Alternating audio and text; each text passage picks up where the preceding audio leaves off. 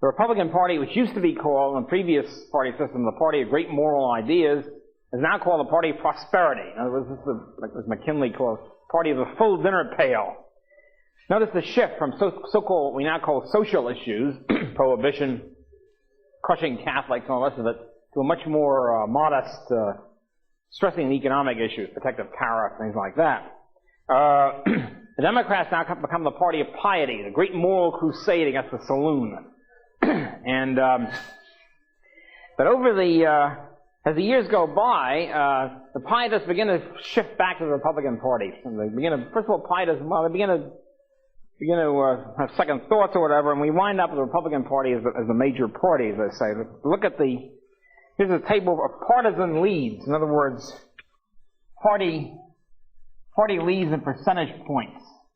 For example, if one party gets 51% of the vote, let's say the Democrats get 51%, the Republicans get 49%, this means a 2 percentage point lead. Okay? So in a close election, you'll have leads of 2%, 3%, 4%. When the leads get much bigger, it means you're really crushing the opposition. Now here we have, for each region in the country, average from 1882 to 92, and the average from 1894 to 1904. In other words, before and after the Great Change. Yeah, good, Hans. Cut out the gigglers. Also, we got plenty of air coming in from the broken window. I don't really need that. New England, before the change, was moderately Republican, fairly heavily Republican, a very pietist, as we know, Yankee area, plus 8.1% lead. In other words, Republican lead. Afterward, becomes plus 23.6%. In other words, becomes very heavily Republican, overwhelmingly Republican.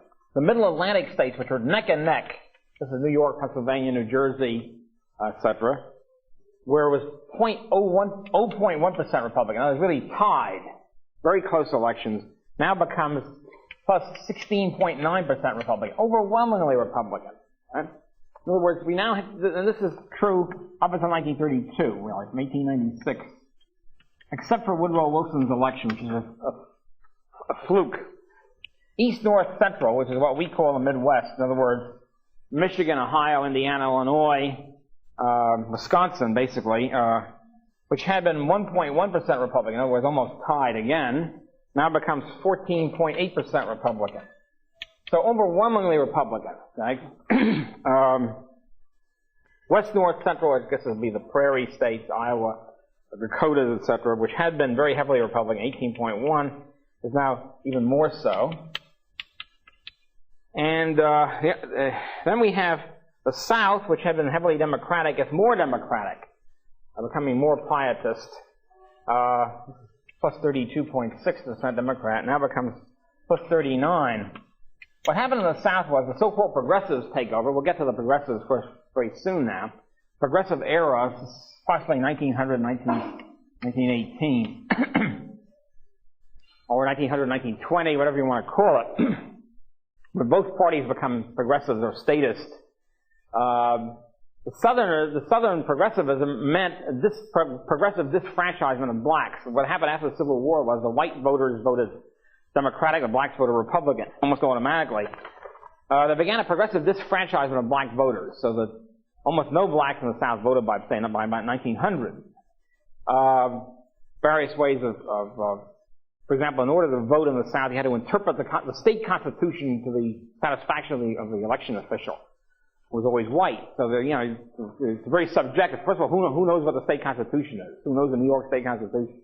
So you can always claim that a black can't really interpret the Constitution properly, and that was the end of that. Also, there was a poll tax, fairly heavy, which disfranchised most poor white voters. So the result was a very restricted suffrage and a one-party region. The border states, up here, which was essentially Kentucky, Tennessee, Missouri, etc., places like that, which had been 10.9% Democrat, now become neck and neck, in other words, 0.6. This again shows the shift toward Republican, except for the South, shift toward the Republican Party. And the mountain states, which are essentially the free silver states that I talked about, Idaho, Wyoming, et cetera, which had been 11.7% Republican. And now 3.8% Democratic. This is the attraction of Bryanism and free silver. The Pacific states, California, Oregon, Washington, which had been 3.5% Republican, are now 15.5% Republican. So we have a basic shift throughout. States which are slightly Republican become heavily Republican. States which were tied, especially Middle Atlantic and Midwest, now become heavily Republican. So we wind up, as I say, with essentially south of the Democratic region and a few big cities. Even the big cities are now neck and neck. Really only the Irish, as I said last time, are dedicated Democrats. The others begin to shift over. As a whole, we now have U.S. total and U.S. outside the South, non-South. The previous 1882 to 92 average had been 2.4% Republican, and now shifts from 2.4% Republican to 14.5% Republican, overwhelming, and including the South, was 3.7% Democrat, is now 7.7% Republican. So we have, in other words, essentially a 1.5 party system, basically a Republican system with the south of the one party region, and some big cities. Even the big cities, however, begin to shift. For example, Boston, which had been heavily Democratic, is now more or less tied, sort of even. Brooklyn, which used to be an important separate city, by the way, until about after 1900, was heavily Democratic, is now about tied with Republicans. This I'm not talking about now, of course. I'm talking about after 1896. Baltimore, which had been heavily Democratic, is now heavily Republican, and Chicago, which had been heavily Democratic, is now heavily Republican. So even the big cities shift. We're not used to that now. We're not used to the idea of Republican big cities, but they were there before 1932. So along with this comes a drop in the turnout rate. Now we hear a lot about the drop in the turnout rate now, and people act as if the turnout rate only started dropping after 1950 or so. In other words, turnout rate means the percentage of eligible voters actually turn out and vote. I'm not talking about registered voters, those who could vote, those over 21, that sort of stuff. It's now down to about 38%, very low, of course. Back in the old days, in the third-party system, was about 80, 90%, and higher, of course, in presidential elections. Turnout rate begins to drop very quickly. The drop starts in 1896. It starts when the party system shifts to a non-ideological, not much contest either, because heavily Republican, and non-ideological, because there's not too much difference between the parties. And so people being faced with an echo rather than a choice, to take the words of Barry Goldwater, famous words of Goldwater's campaign in 1964, we offer the public a choice, not an echo. Essentially, parties have been echoes of each other since 1900. The turnout rate begins to drop very quickly after 1896. For example, this is the turnout rate as a percentage of eligible voters. Percentage of voters who could vote. Which drops. It only increases, by the way, in the border states, which now become close contests, and the mountain states. All the others drop sharply. Here we have 1874 to 92 average turnout for all elections. 1900 to 1918. New England, this includes presidential and non-presidential, so it's lower than it would be for presidential, as we'll see in a minute. 56% this period drops to 48. That's a drop of 8 percentage points. Middle Atlantic states, which on average 68% turnout, drops to 55, minus 13. East, North, Central, which had been 75% turnout, drops to 61. West, North, Central, which had been 65%, drops to 62.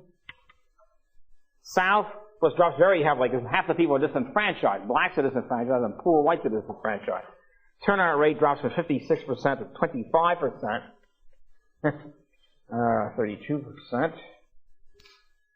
31. Border states drop from, well, actually about the same, 66, 66, because There's more intense party competition now. Mountain states go up with the increased competition, 55-74. Not many people in the border and mountain states, however. Pacific drops from 53 to 44.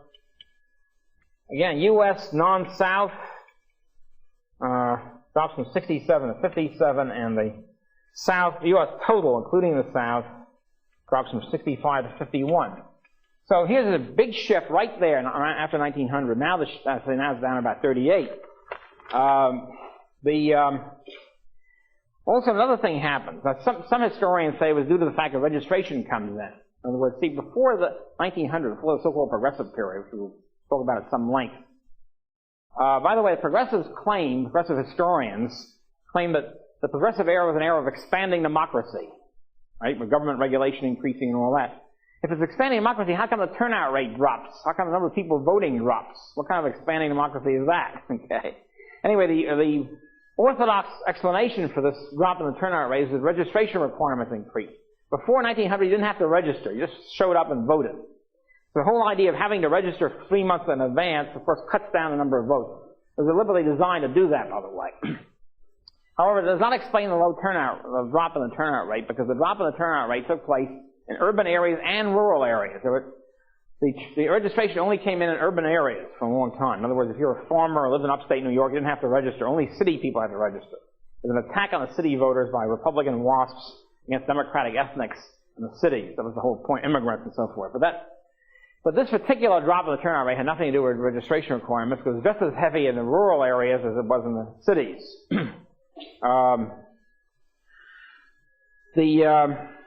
And also, as I say, the turnout increased in the border and mountain states when people had something to vote about. They had some competition, at least, between the parties. A more severe drop we can see in the presidential turnout, which, of course, is of the greatest interest to people. The turnout rate in presidential elections, this is for all elections, this first table. And now we come to turnout rate presidential elections.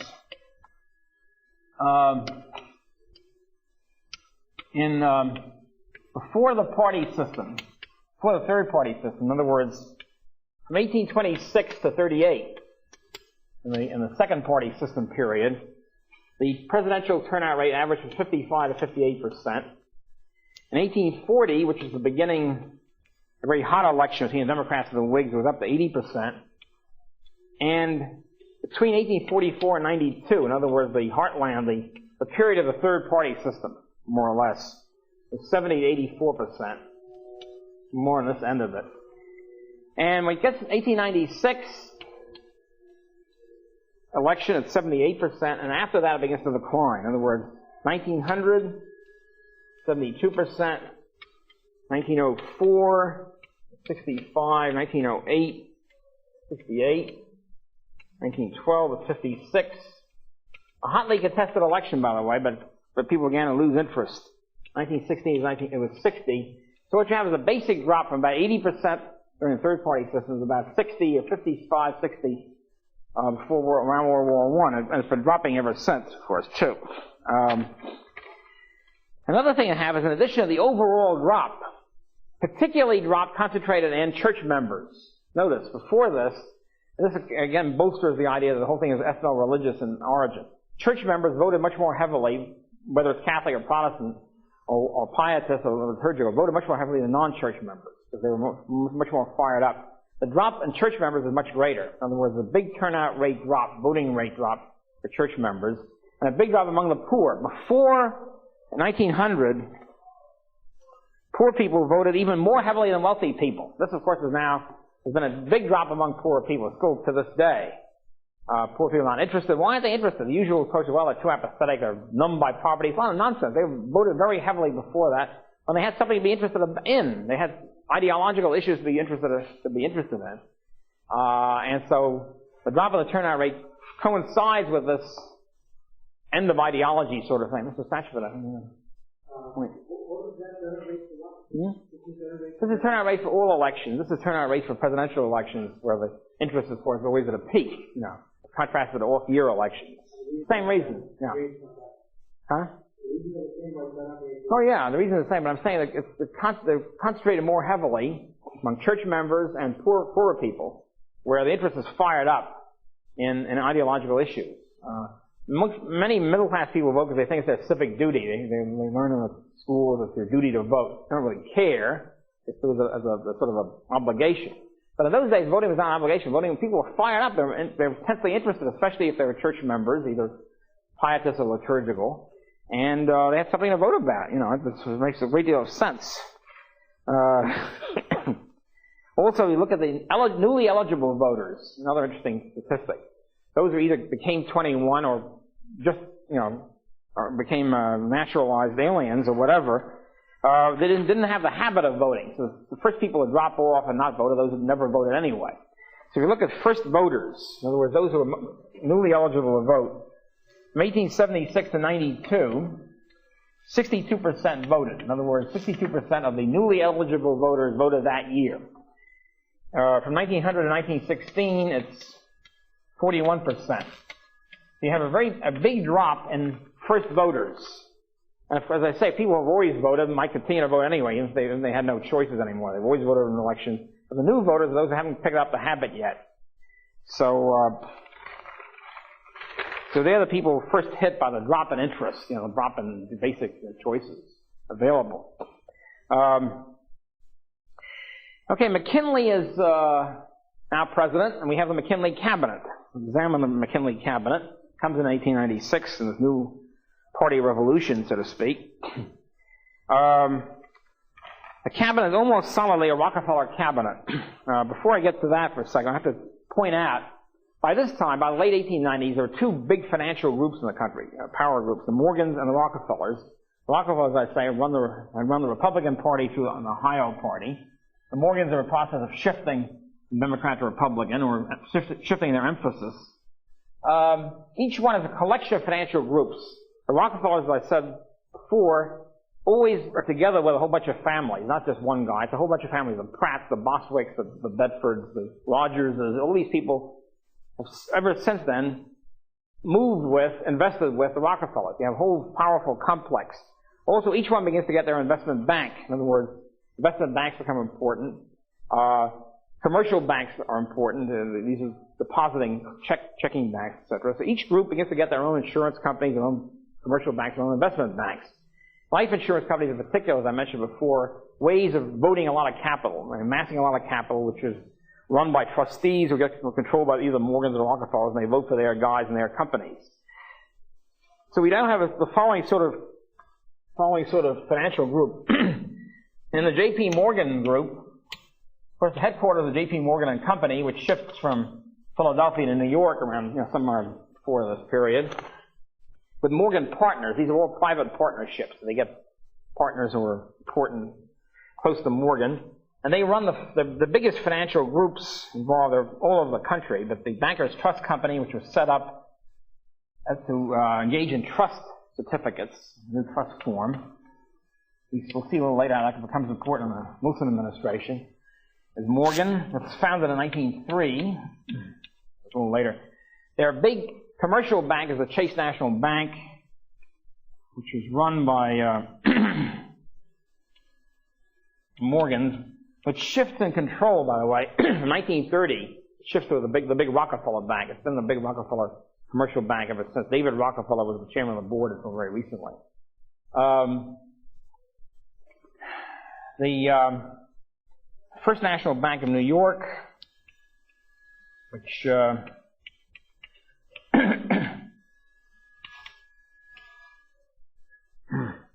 is headed by George F. Baker, is probably the closest Morgan ally, long old friend, associate, whatever, another big commercial bank. By the way, the Rockefellers, I'll say in a minute, control National City Bank. That changed to Morgan control in the late 1930s, and after that, First National merged with National City to become First National City, and finally, of course, now Citibank, which has been a Morgan bank since the late 30s. Guaranteed Trust Company, commercial bank, which is now Morgan Guaranteed Trust, so it's officially Morgan, not just in reality. Mutual Life Insurance Company, which is their big life insurance. Mutual Life, and National Bank of Commerce. Anyway, these are the major, there are a whole bunch of other companies and railroads and all that, but these are the basic financial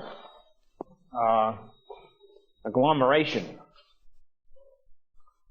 Well, the Rockefellers, of course, had Standard Oil as their basic, Standard Oil Trust as their basic, as their base of operation.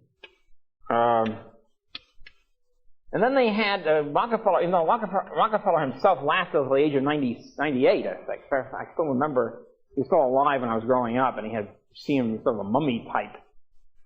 He was short and beady-eyed anyway. He began to look more mummy-ish as time went on. But he was sort of semi-retired by about 1900 or so. I mean, he wasn't really retired, but he was beginning to phase out a bit. His brother, William Rockefeller, becomes a key figure, and who takes charge of the National City Bank, which was run by James Stillman. So Stillman and Rockefeller form an alliance. National City Bank comes their big commercial bank. And if the alliance was even more personal than that, because William Rockefeller, by the way, is president of Standard Oil in New York, which then later became Saucony Vacuum, I think finally became Mobil. And the two sons of William Rockefeller marry the two daughters of Stillman. I think it's that way. It's that way the other way around. I think that's the way it is. Yeah. Two sons of the two Rockefellers marry two Stillmans. This is what happens, by the way, in dynastic marriages. Of course, it happened with kings and queens and all that. It also happens in the top power elite in the United States, where you have intermarriages. You try not to have a situation. Bobo Rockefeller and one of the Rockefeller daughters married a coal miner, I think, back in the 50s. It's frowned on. Usually what happens is you marry, there's social institutions, you're marrying your own set. And here you have two Rockefellers marrying two Stillmans, which sort of cements the Rockefeller-Stillman alliance that controls the National City Bank. U.S. Trust Company, I think was in Boston, was Rockefeller. One of the few Boston financial. Farmers Loan and Trust Company, etc. There's a whole bunch, I think,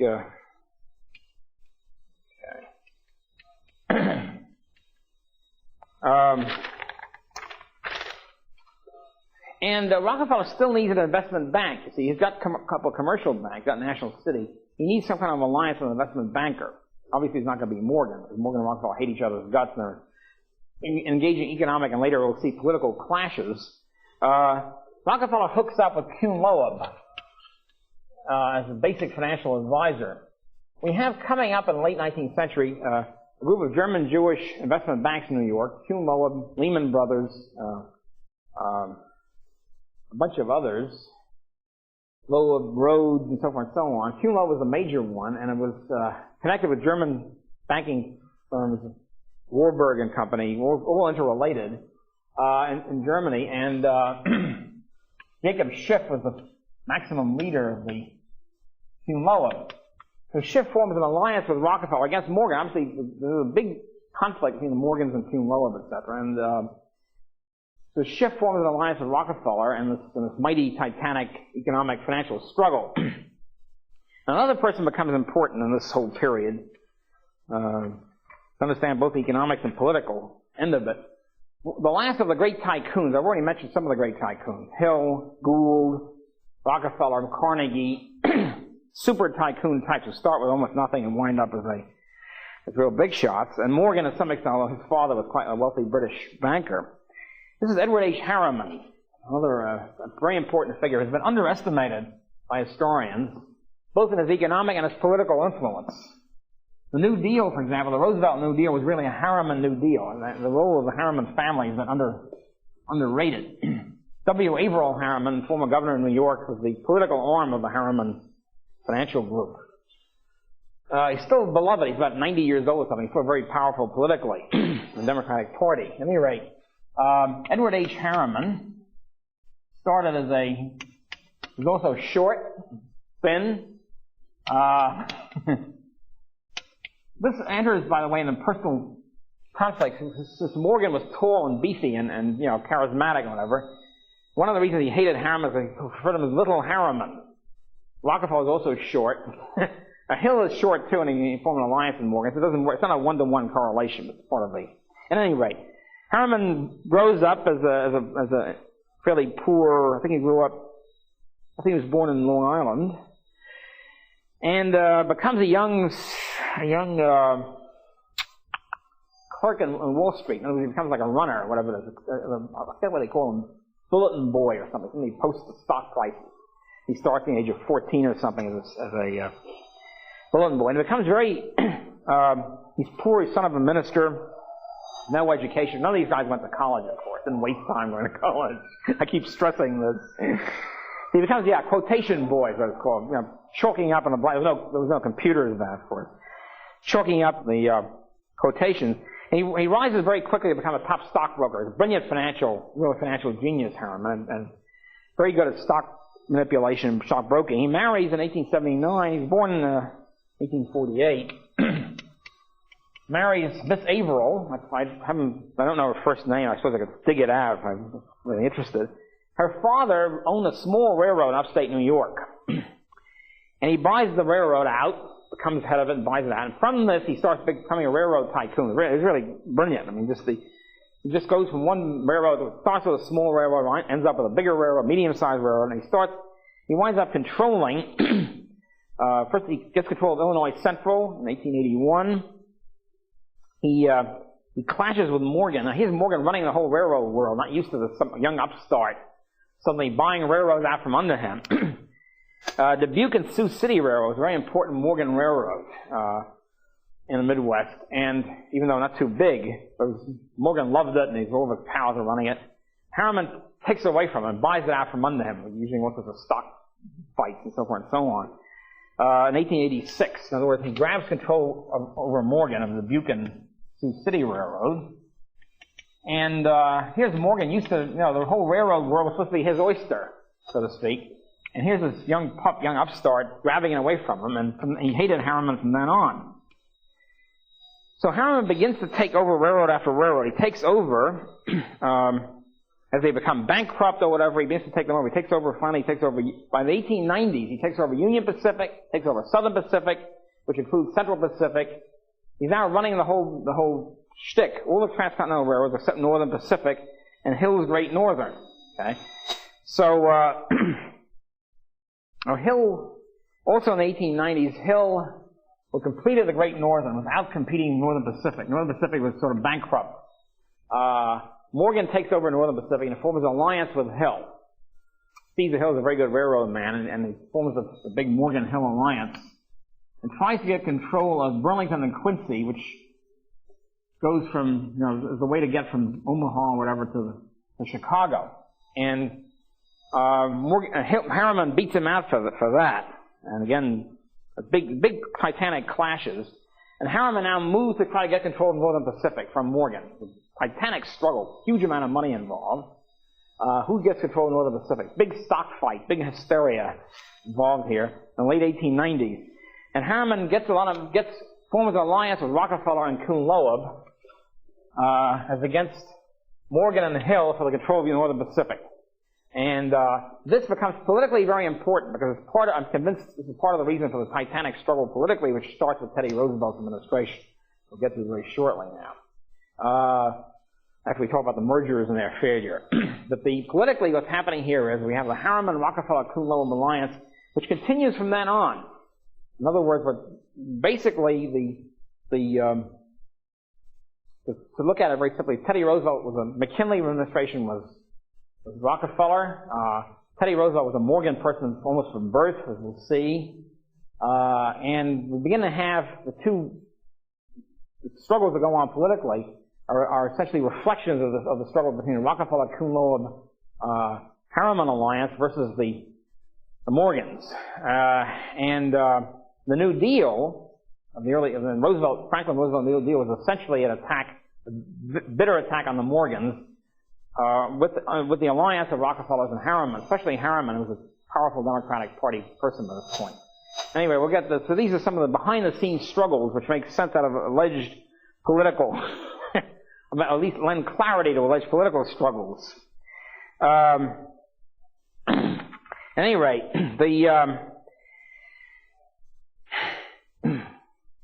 so this is building up with at the end of the McKinley administration. The fight over Northern Pacific, I'll get back to that. Just hold that in your mind as a great Northern Pacific struggle. Okay, McKinley has a cabinet in 1896. It's mostly Rockefeller, with a couple of stops for the Morgans. After all, Rockefeller was the winning combo. Rockefeller and McKinley was the winning combination of the Republican Party, but the Morgans were now Republicans, or mostly, and so they had to have a certain sop. Let's go down the list of some of the top cabinet officials and general administration stalwarts.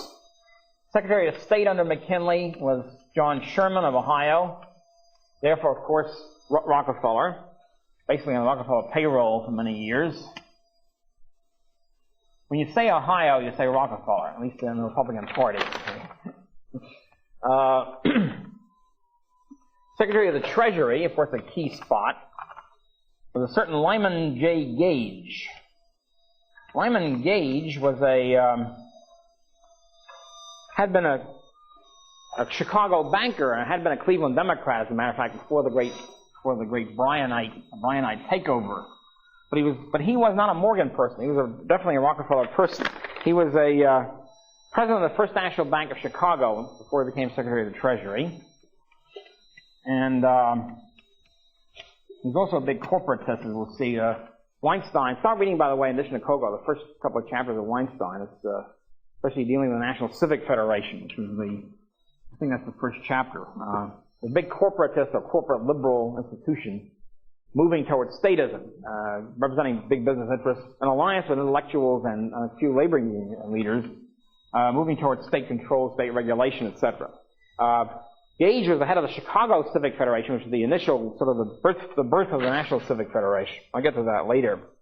At any rate, he was former president of the American Banking Association, and the First National Bank of Chicago was essentially a subsidiary of the National City Bank, New York, closely allied to it, which of course was Rockefeller.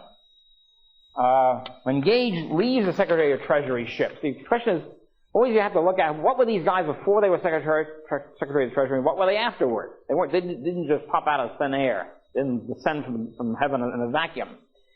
So as I say, before that he was head of the First National Bank of Chicago, which was in the Rockefeller National City Bank ambit, and after he gets out of there, he becomes president of the U.S. Trust Company, which is a Rockefeller company, Rockefeller Stillman Company. The Assistant Secretary of the Treasury, you have to realize in those days there was no government departments were much smaller. There was no Undersecretary, Deputy Secretary. There was one Assistant Secretary, and that was it. It was a great era. So the Assistant Secretary of Treasury was a certain Frank Vanderlip. In addition to being a banker, was also a pain-in-the-neck intellectual. I mean, always issuing pronouncements, reform pronouncements about banking. As we'll see. He's a theoretician, in other words. Frank Vanderlip, after leaving, what does he do after he leaves the Assistant Secretary of Treasury post? He becomes president of the National City Bank itself. In other words, the top Rockefeller man in the banking business. Okay? So you have a solid Rockefeller Treasury Department under McKinley. Secretary of War was Russell Alger of Michigan, who was the former governor, head of the Republican Party of Michigan, and a wealthy lumberman. And director of the U.S. Express Company, which is controlled by Boss Platt. We'll get to Boss Platt in a minute. So, as we'll see later, by the way, he was head of the Diamond Match Company, which is the main reason for Sherman Antitrust Act. We'll get to that later on. Anyway, Secretary of War was Russell Alger of Michigan. He was essentially an ally of Boss Platt. We'll see about Platt in a minute. And the Secretary of Navy, Massachusetts, John Davis Long, but he was the director of the U.S. Trust Company, which was Rockefeller. So once again, we have Rockefeller with certain Morgan connections, but I mean basically Rockefeller.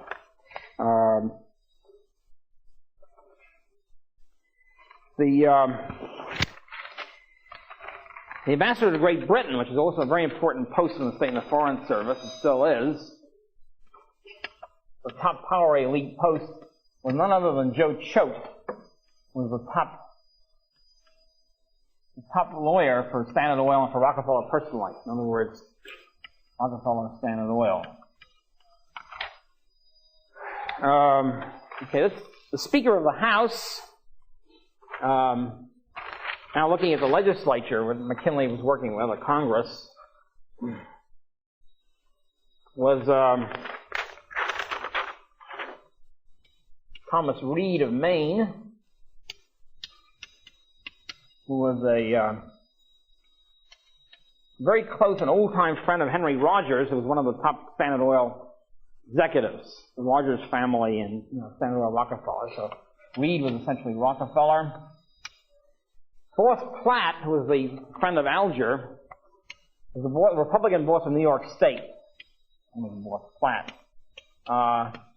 Platt was an old high school chum and schoolmate and chum of Don D. Rockefeller in Owego, New York. Before he moved to Cleveland, he was a couple of years in high school in Owego, upstate New York. It's a very good thing to have been a high school chum of Rockefeller, whether it's in Cleveland or New York. Okay, Rockefeller class chum. There was one other guy, his name I forget now, was also a chum, a pal of Rockefeller, because they were both teaching in Baptist Sunday school. I forget who that one was. Anyway, that was a good thing, too. The one way to get ahead in the world is to be a high school classmate of Rockefeller. Unfortunately, most of us are not going to make it. All right, the senator, the majority leader of the U.S. Senate, very powerful figure for many years, was a senator from Rhode Island, Nelson W. Aldrich.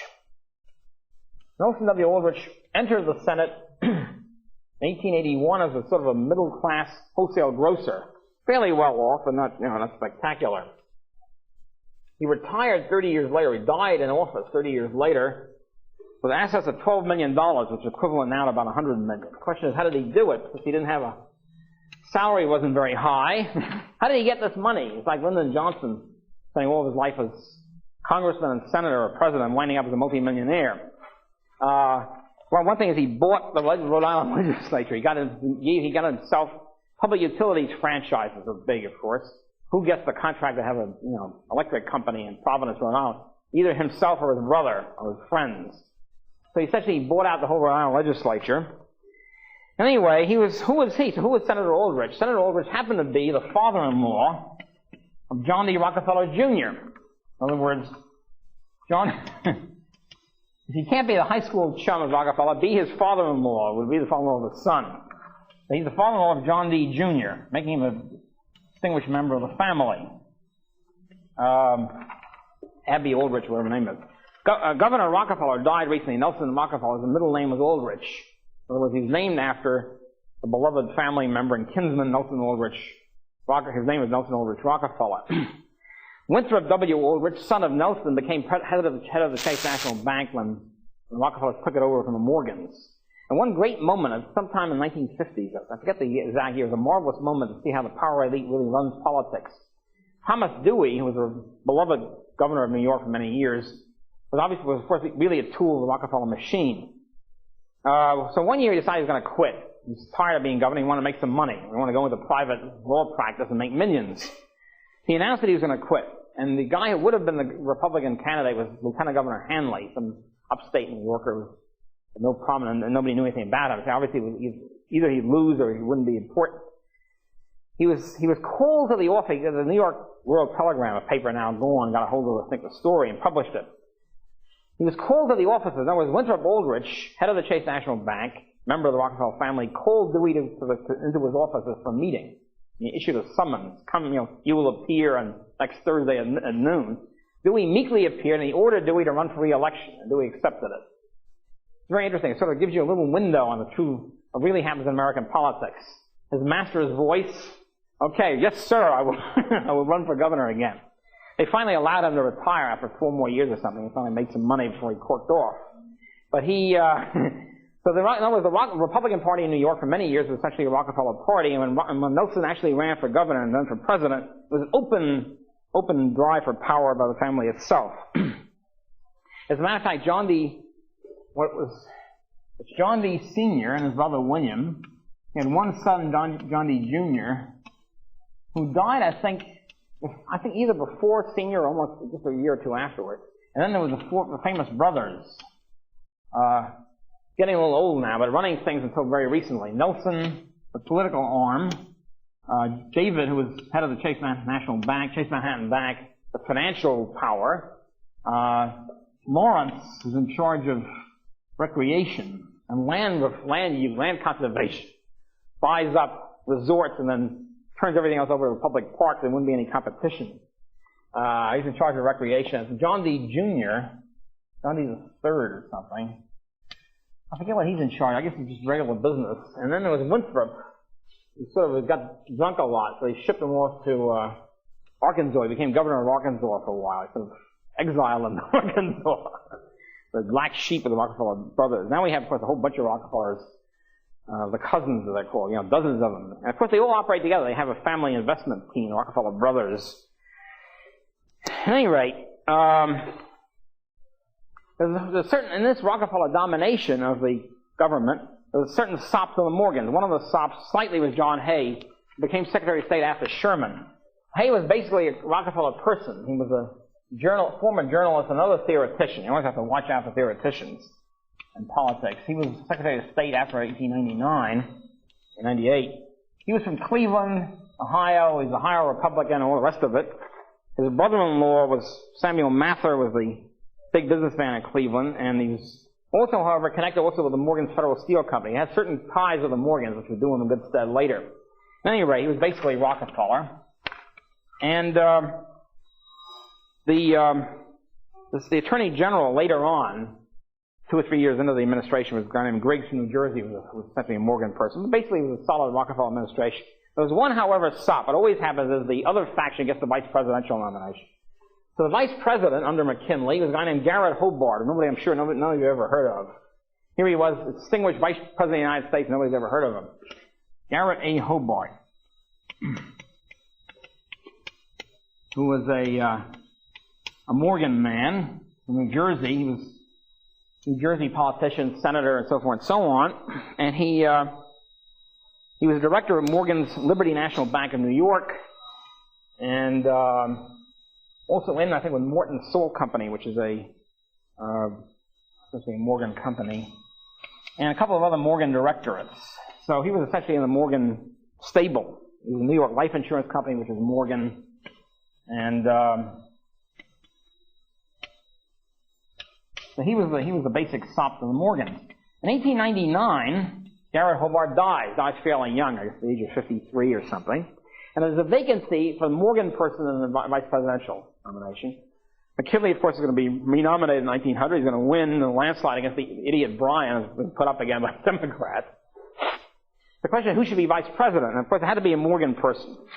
And it's a very fateful day because Morgan insisted, he offered it to almost everybody. Everybody in the Morgan gang. He offered it to Morgan himself. He offered it to Chauncey Depew, head of New York Central, wouldn't take it.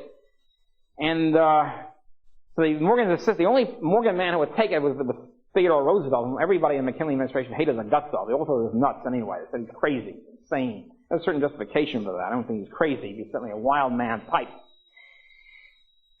So we get to Theodore Roosevelt, who will be our next political discussion person here. We have to get to the merger stuff and how it failed. But then our next political discussion will be about Teddy Roosevelt. The thing you have to realize about who was Assistant Secretary of the Navy, he was the Morgan person in the Navy Department under Long. And when McKinley launched the war against Spain in 1898 for the possession of Cuba, Teddy Roosevelt sent a telegram when the Secretary was out of town commanding the admiral to start fighting. So he was not overruled by McKinley, but essentially he was an extreme war hawk then and later. As a matter of fact, he loved war for its own sake. Teddy Roosevelt. He was half blind, Teddy Roosevelt, but he always wanted to fight. And when he finally fought in the Spanish-American War, he led his troops up to the Rough Riders in Cuba, and he almost got shot. Everybody else got shot. His forces were decimated. It was a total disaster. The guy couldn't see. But anyway, because he had a lot of influence in the press, and the Morgan-dominated press, he came out a big hero and rode that to the vice presidential nomination later. And when you think about the Roosevelt family, you have to realize there are two wings of the Roosevelt family. Very, very different wings. One wing of the Oyster Bay Roosevelts come from Oyster Bay, Long Island. Descendants of the two Roosevelt brothers back in the 17th century. First came here very early. This was, I think, John Roosevelt, the original 17th century Roosevelt. Moved to Oyster Bay. The whole Oyster Bay group, merchants and lots of other things. They were much wealthier generally. Cornelius Roosevelt, James A. Roosevelt, whatever. And then there was the Hyde Park Roosevelts. This was brother James back in the 17th century, settled in upstate New York, from which Franklin emerged. In other words, this is the Theodore Roosevelt branch of the family, and this is the Franklin branch. The Hyde Park branch got in very early with the Harrimans and the Astors, who were their neighbors, basically, and they became Harriman types, so to speak. Harriman, of course, by extension, Kuhn, Loeb, and Rockefeller, starting in 1900. The Oyster Bay Roosevelts from early in the game in the late 19th century became Morgan-connected. See already the conflict, okay? Teddy Roosevelt's father and Uncle James, I forget his father's name anyway, both in with the Morgans financially.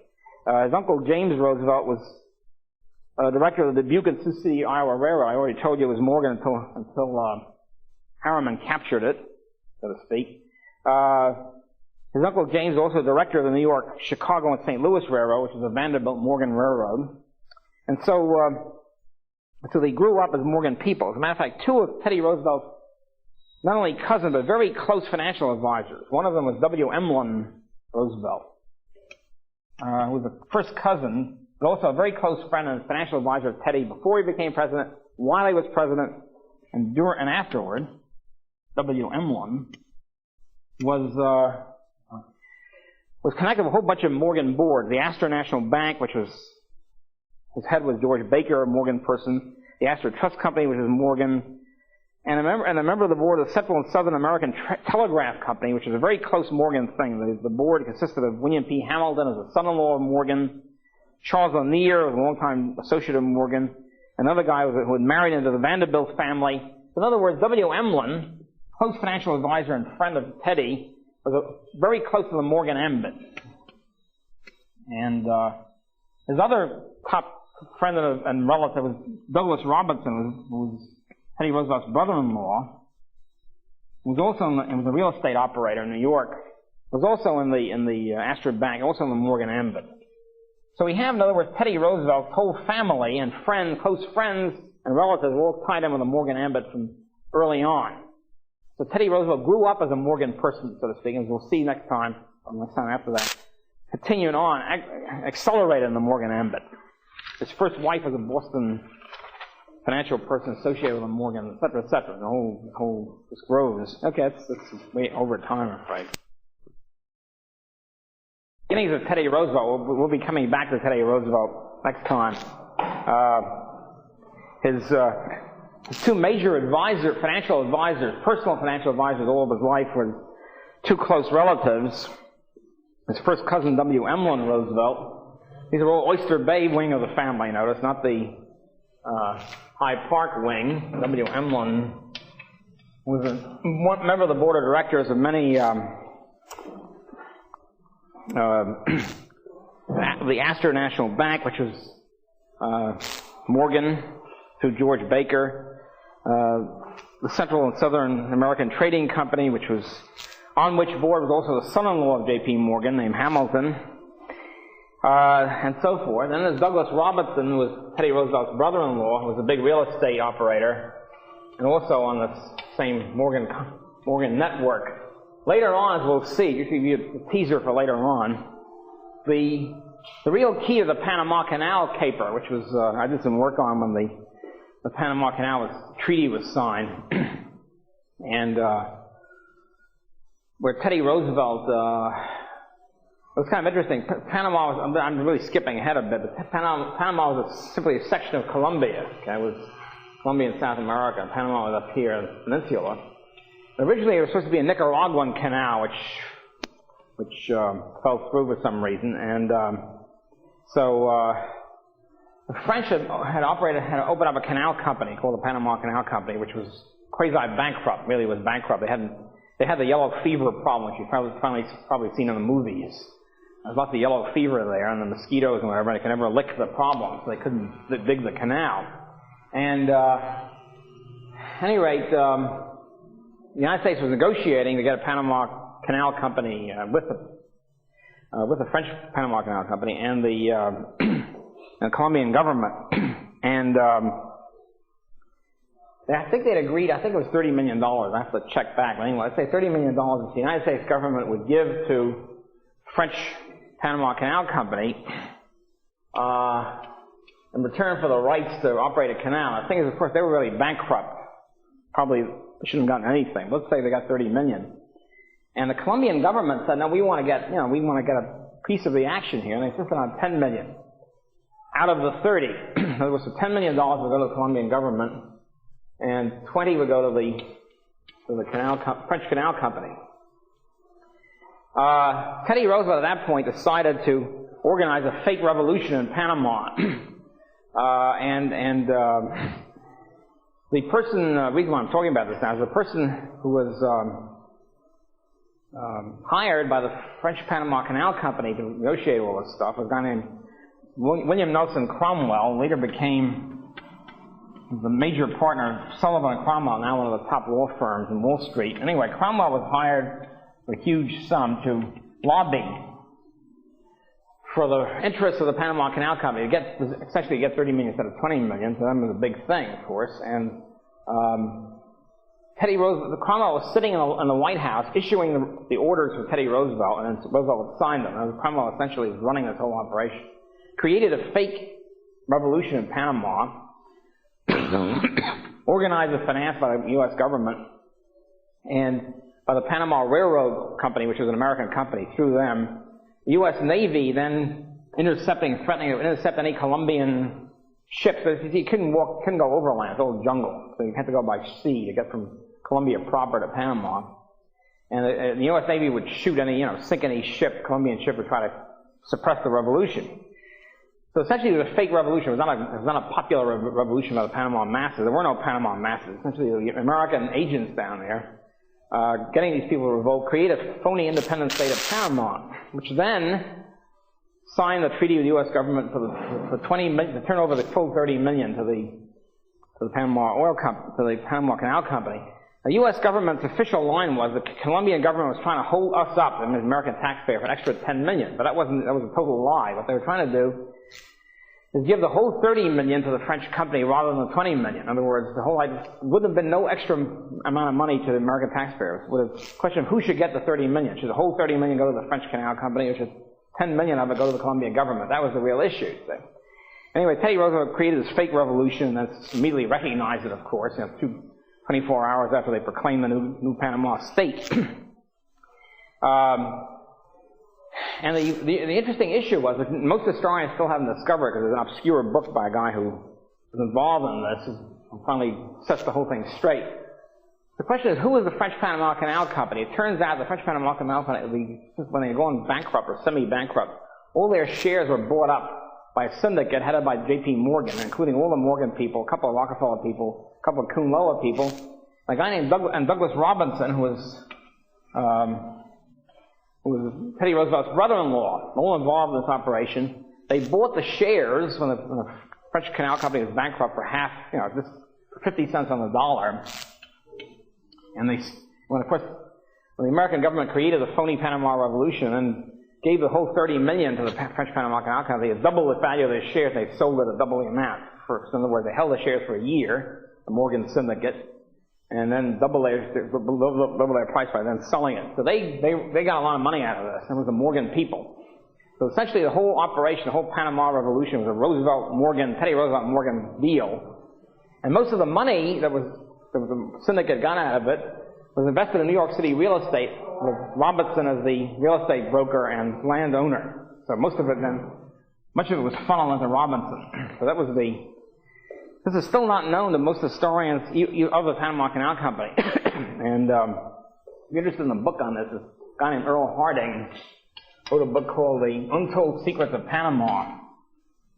Earl Harding was when he wrote this book, he was 80 years old. He was a former young reporter for the New York World Telegram, Scripps Howard, New York World, I should say, which exposed this about 1910. And Teddy Roosevelt, I think he was still president, maybe 1908, filed a libel suit for criminal libel against the New York World to try to suppress this information.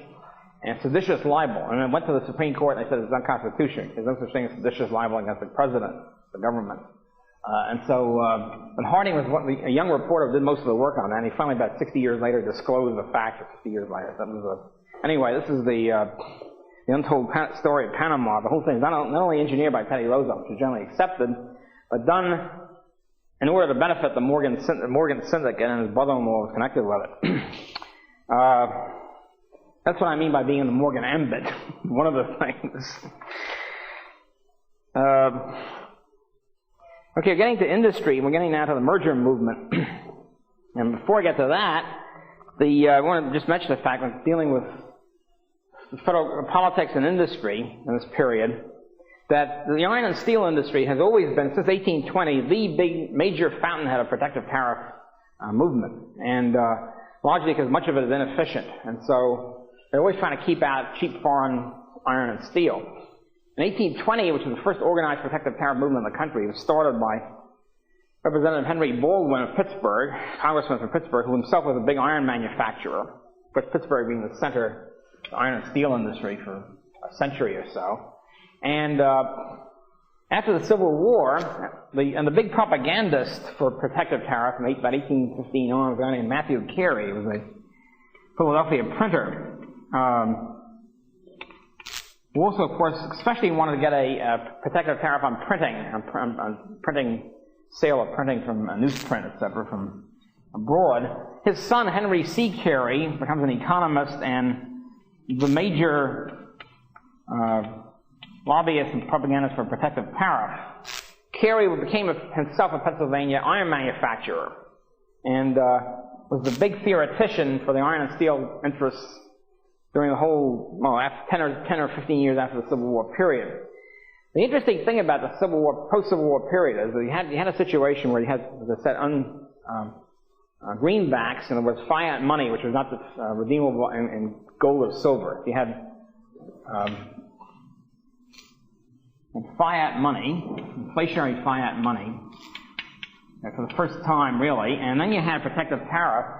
And Carey, as a theoretician of this, saw immediately that you benefit, the U.S. steel industry benefits twice from having inflation plus a protective tariff. In other words, you have fiat money and protective tariff, and inflation, and acts like a double protective tariff. In other words, here you have the American dollar. As you inflate dollars, the quantity of dollars, the value of the dollar in terms of foreign currencies goes down. In other words, you have floating exchange rates as you have now. If the United States inflates, this lowers the value of the dollar. Okay? As you lower the value of the dollar, say the American dollar, let's say the American dollar used to be worth 4 francs, 4 French francs, right? So if you lower the American, if you inflate dollars, you raise prices, you lower the value of the dollar, let's say to 2 francs. This means that now the dollar is worth less abroad, so Americans can't buy as much. French prices are now much higher in the United States in terms of francs. American prices are lower in terms of dollars. So inflation, when you have fluctuating exchange rates, inflation acts as a subsidy to exports, to U.S. exports, and a tax on American imports. So,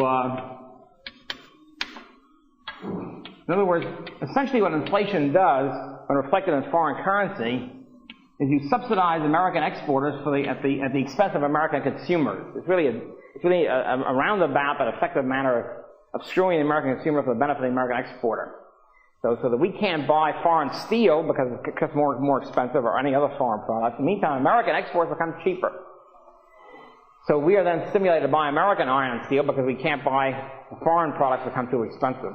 This is why American exporters in any country always want inflation. If the inflation is reflected in falling exchange rates. This is why, by the way, the whole gang got together recently, about 3 months ago, gang by the United States government and all other governments, Western European governments, to try to push the dollar down, as you remember. The dollar had been magnificently expensive. I am going to Europe in a couple of weeks. And this is always my luck, by the way. When I go to Europe, the dollar is always at its weakest. So if I go on last year, the dollar was worth like £1 almost. And now I think it's $1.50 per pound. English pounds, and all the rest. They all got together to drive the dollar down in order to shaft the American consumer for the benefit of American exporters, basically. And so the So the iron and steel people were getting, in other words, Carey and the iron and steel people realized that they get a protective tariff that benefits, of course, subsidizes American steel, and also inflation and greenbacks subsidize them. So you have a double subsidy. Now, historians used to believe, until about the 1950s, I say, the standard historical view was that inflation was always, the farmers are always pushing for inflation, and manufacturers and merchants are always in favor of hard money. This doesn't work that way at all. As a matter of fact, what happened in this period, for example, was the iron and steel manufacturers, are very powerful in the Republican Party, in particular, favored both greenback inflation and protective tariffs. And the Republican Party, as I said, and part of it was due to the pietist support, but this was the economic argument for it. In other words, the elite industrialist types, big business types, favored inflation because they realized that greenbacks, the dollar would always could go down faster than American prices would go up, and they were therefore in great shape. And so it took until 1879 before we got back to the gold standard, and the Republicans fought against it. Yeah. When inflation occurs, greenback, like you gave example, dollar one Yeah. Right. Right. No, exporters like it when the dollar is very cheap. The dollar, let's say, is worth only 2 francs, because it means that exporters, American goods now are cheap in terms of foreign currency. Right? In other words, if the dollar is worth very little, it means that American prices become cheaper in terms of France or Germany or England or whatever. Right? Yeah, in the foreign country. Yeah. Yeah, if the dollar is high, then America start importing more. Exactly, right. So exporters are always in favor of a cheap dollar. Importers are in favor of an expensive dollar. Exactly. Consumers always benefit. The average consumer always benefits when the dollar is very high, because it means we get cheap foreign products. And so, in order to shaft us, it works like another tariff. We can't buy as much abroad, and we have to turn therefore to inefficient American producers. So it acts as if cheap dollar acts as if equivalent to a tariff. I mean, you see how it works. It's sort of like a double tariff coming on. Makes dollars artificially cheap. Get balance. But there's no. First of all, each individual country doesn't need a balance. But if you have any balance at all, it should be overall, whole balance of payments. You can import stuff from Japan and then export stuff to other countries. And the whole balance is that overall. So you don't have to have an equal balance of payments for each country. That was refuted by the 18th century. That kind of nonsense went out with about 1720. But even the overall balance now is irrelevant, because since there's no gold standard, you don't pay anything. In other words, see, there's a lot of complaint about the fact that America spends about $150 billion more in imports than we sell in exports overall.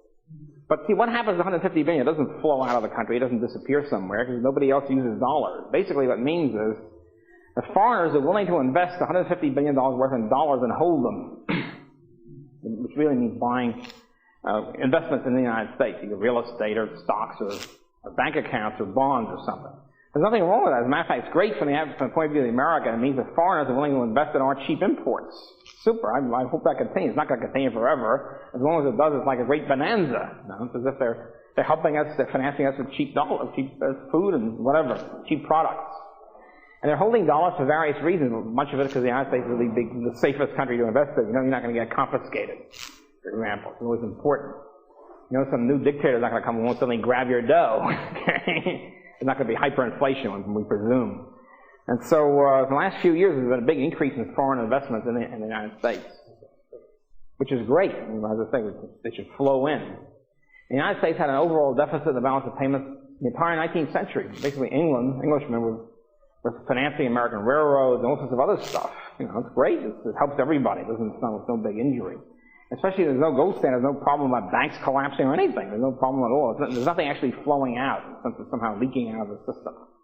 So the whole thing is trumped up by exporters who want to subsidize us to subsidize their exports. Basically what it is. Anyway, so Carey Carey's an interesting figure. Older in 1860s, 70s or so, he was holding what was called Carey Vespers. Once a week at his home, palatial home, he would have top-level elite people would come in the evening, and he would hold forth sort of his own private seminar. And the members of the seminar mostly iron manufacturers called iron masters. Joseph Wharton of Philadelphia. Thomas Scott was also vice president of the Pennsylvania Railroad. Representative Morrell is a big shot, Careyite. Eber Ward is a very wealthy, Eber Ward, I should say, president of the Iron and Steel Association. These are the people hanging around Carey and getting the theoretical poop that they can then propagandize for what? For protective tariffs and greenback inflation. So in other words, behind the greenback and inflation agitation, not just pietists and farmers and general crazies, but also at the power elite stage, iron manufacturers knew exactly what they were doing. We're getting economic benefits from this. By the way, Carey is an interesting character because it also fits in with the whole pietist versus liturgical personally. Matthew Carey, his father, was an Irish Catholic immigrant. Henry Carey, as he got to be a big shot, converted to Protestantism, forgot his Irish, not only his Catholic background, his Irish background, became assimilated and also, of course, a Protestant pietist.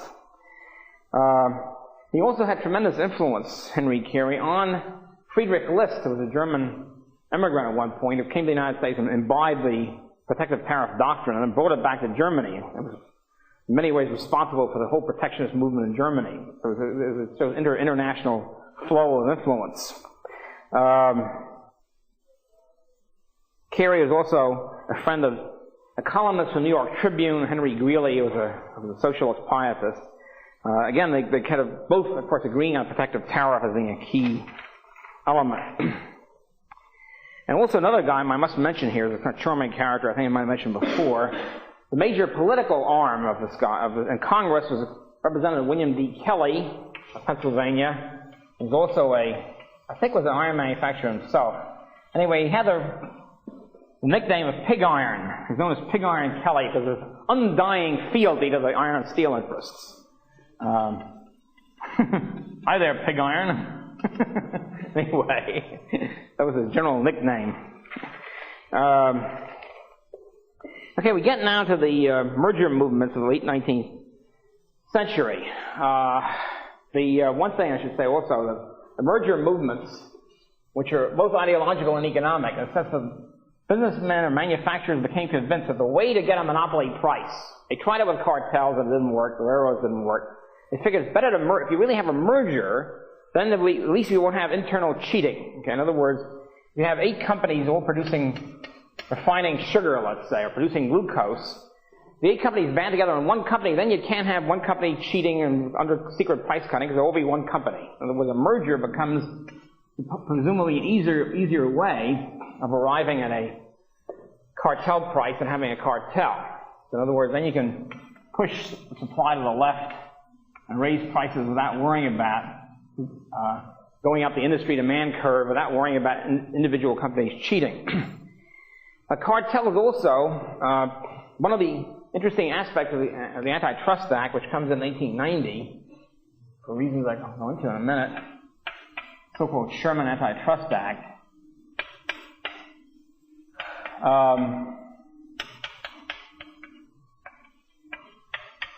Which in essence outlawed cartels.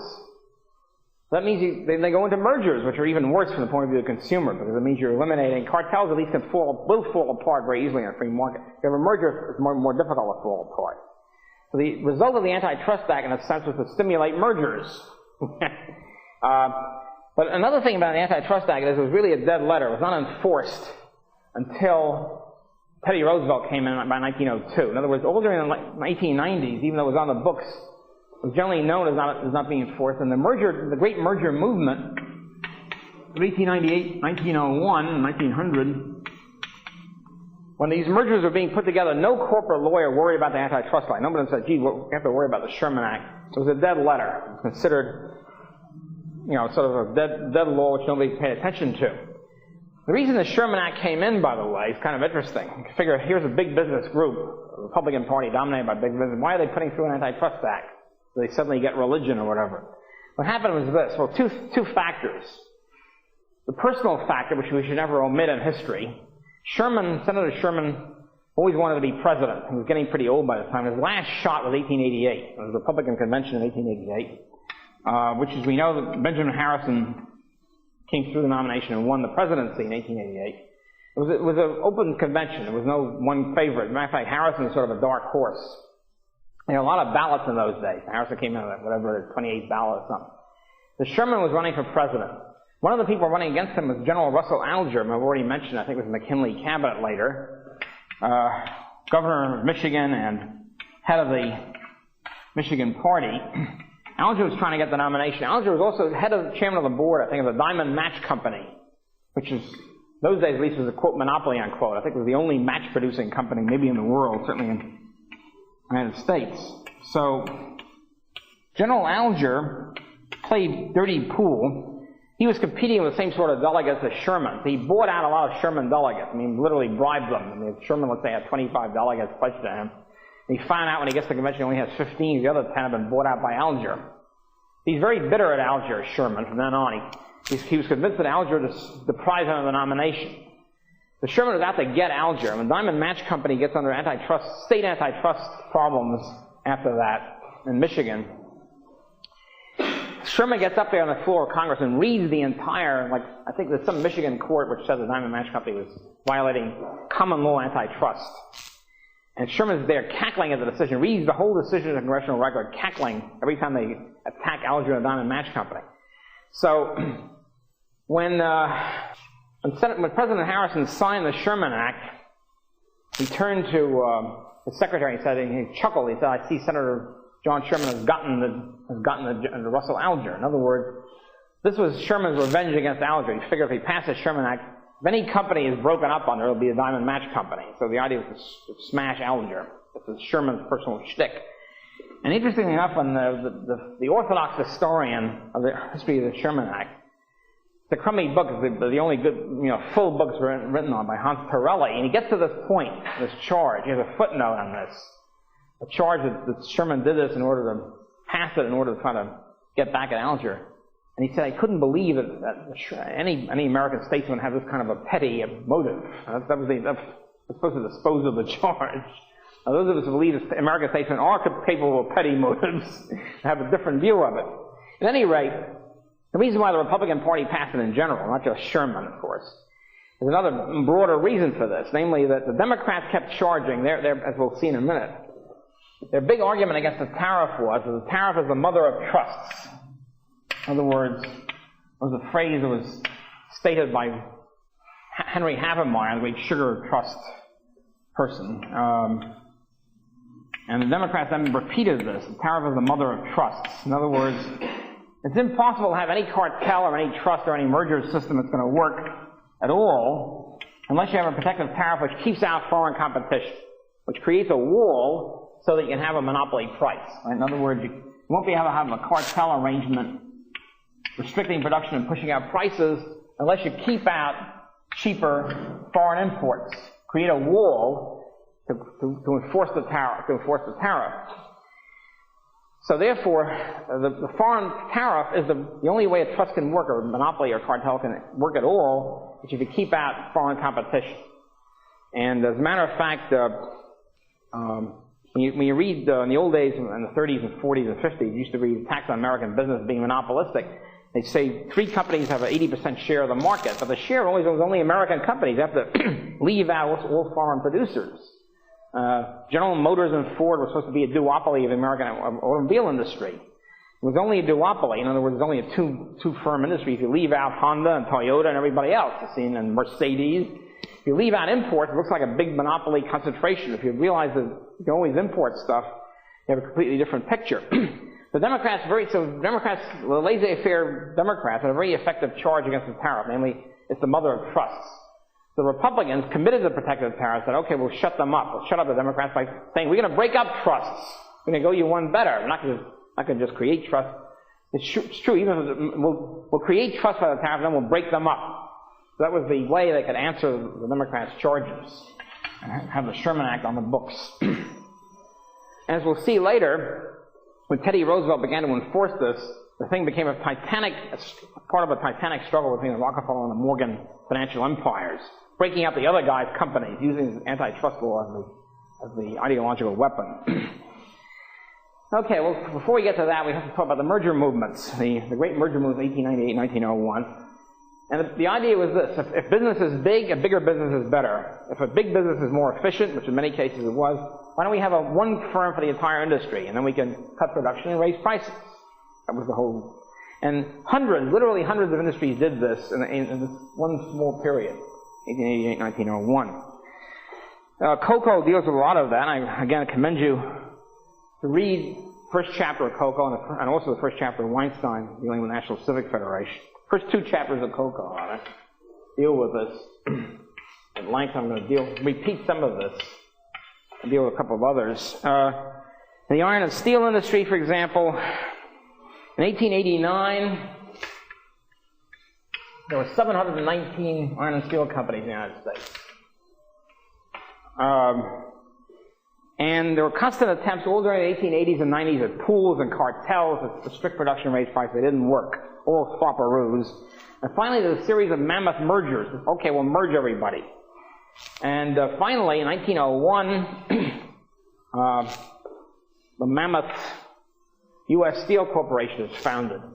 The idea of U.S. Steel was it was supposed to be a monopoly of the entire steel industry. That was the objective, to include every steel company. It was put through, of course, by J.P. Morgan and Company, financed, underwritten, and organized by Morgan, and also including Carnegie. By this time, Carnegie was getting old and he wanted to sell out. I mean, literally sell out. He wanted to retire. He makes a deal with Morgan. So it includes Morgan, Carnegie, Schwab, all these people. And the idea, as I said, was to have them try to get 100% of the steel industry. By 1899, there were still, even with a bunch of mergers, 668 steel companies. And in February 1901, they set up U.S. Steel. By the way, I should mention here one of the key Morgan partners, which put most of these things together, the major merger partner and the major political partner, George W. Perkins, very important figure for the Morgans. And George W. Perkins. And so you have in this, you have the chairman of the board of U.S. Steel with Judge Gary, a famous figure in the steel industry who was, all these are Morgan people. Judge Gary, I forget his first name, Elton or something like that, Elbert, I think Elbert.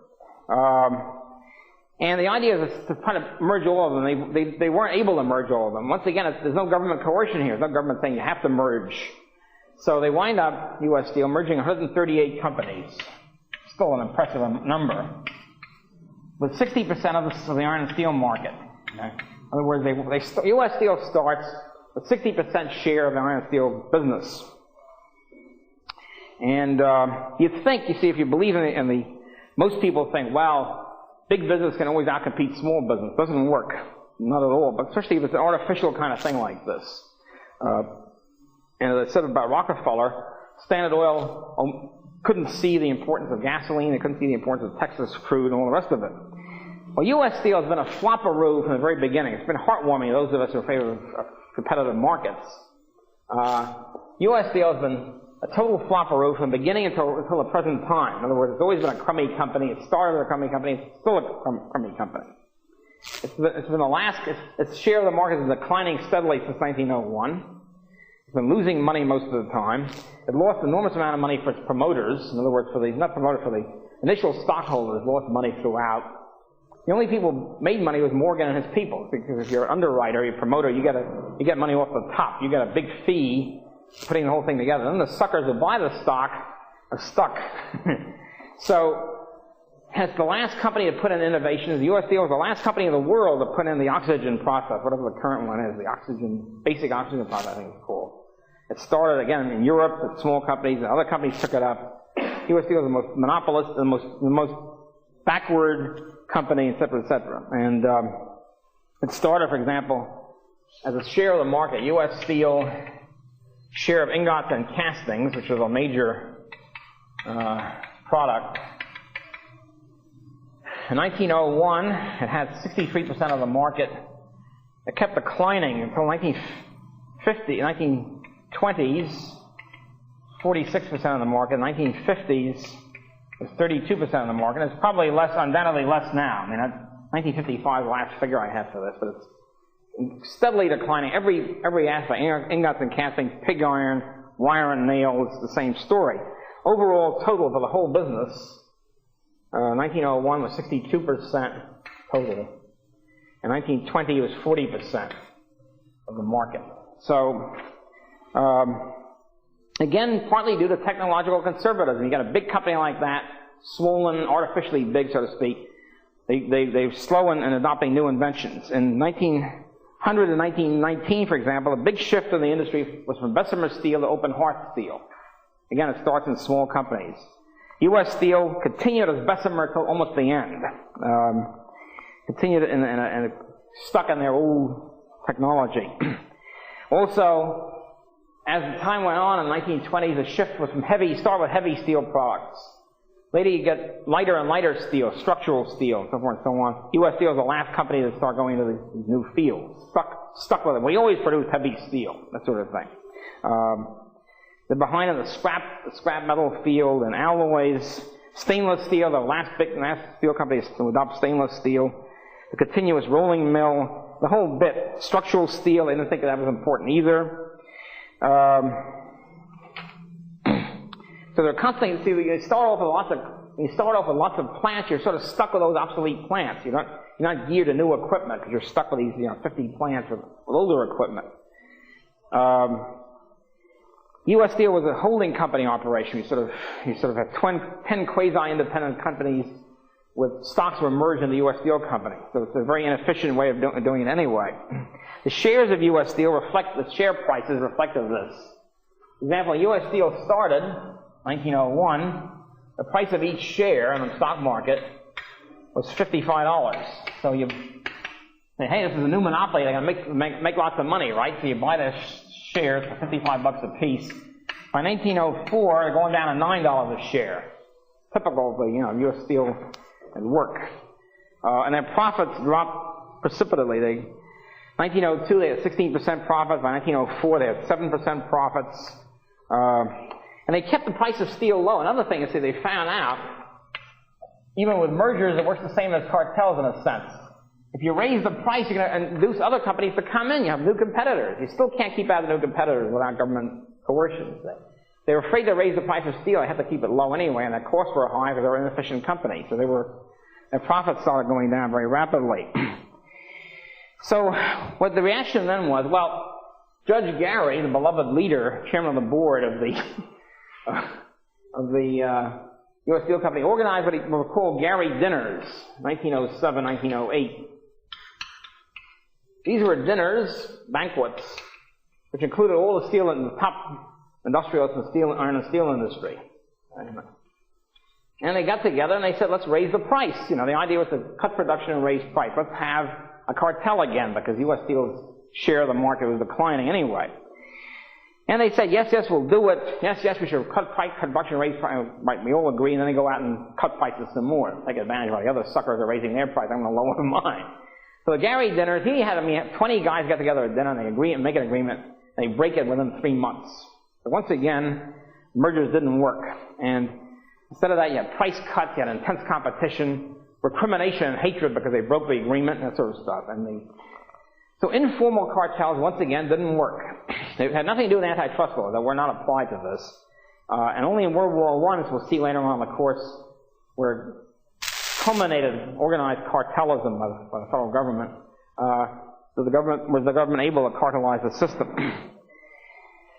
So at any rate, as I said, in recent years, the U.S. Steel was the last company to adopt the basic oxygen process, which was one of the latest technological advances.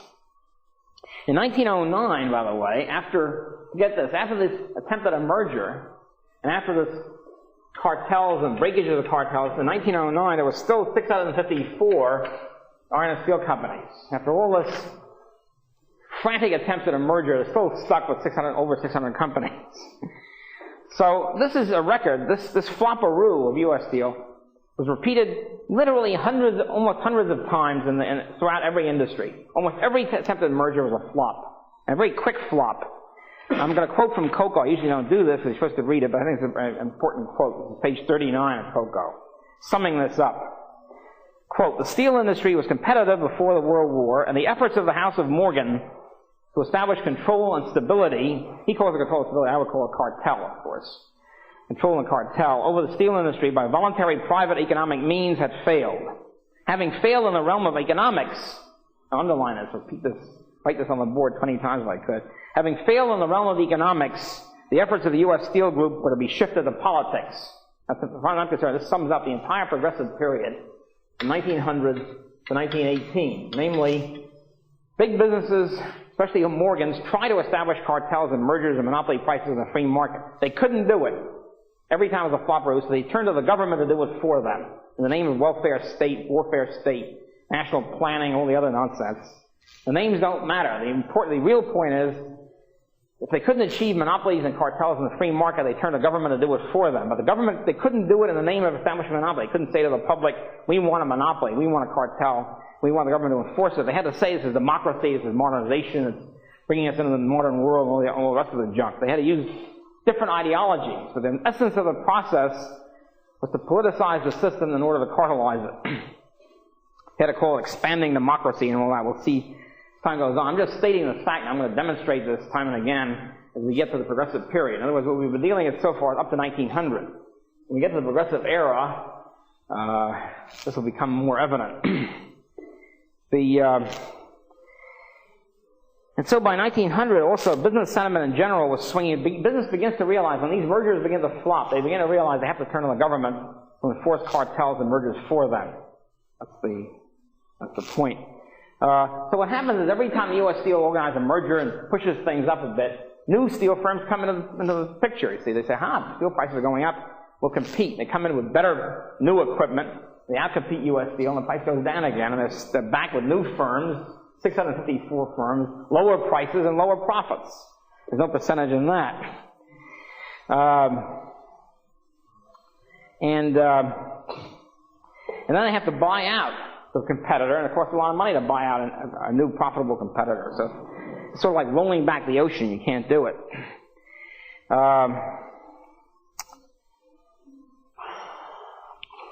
As Iron Age, the magazine of the Iron and Steel Association, said in September 1900, it's especially true, in other words, to try to buy up a new firm coming in, but a combination, namely U.S. Steel, is naming confessedly high prices for its goods, and is at the same time under heavy expenses and are kind of buying out competitors or subsidizing them to keep out of the market.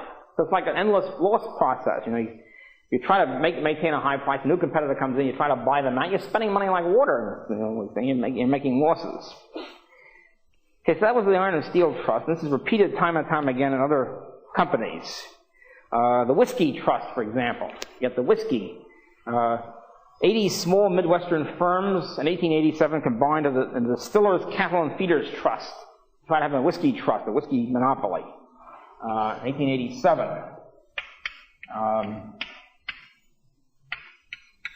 In the Middle West. As I say, in the late 1890s is the peak of this, but it starts, earlier than that. And they have 21 plants. They bring them, they cut production and raise price immediately. They keep the price of whiskey up for a few years. Of course, new whiskey distilleries come in. What the hell? You can't keep them out. So new firms come in. The Distillers Trust buys them up, and they finally go bankrupt. They can't keep buying stuff. They haven't got unlimited funds to buy up new distilleries. And so in 1896, this cartel goes bust. That was the end of that.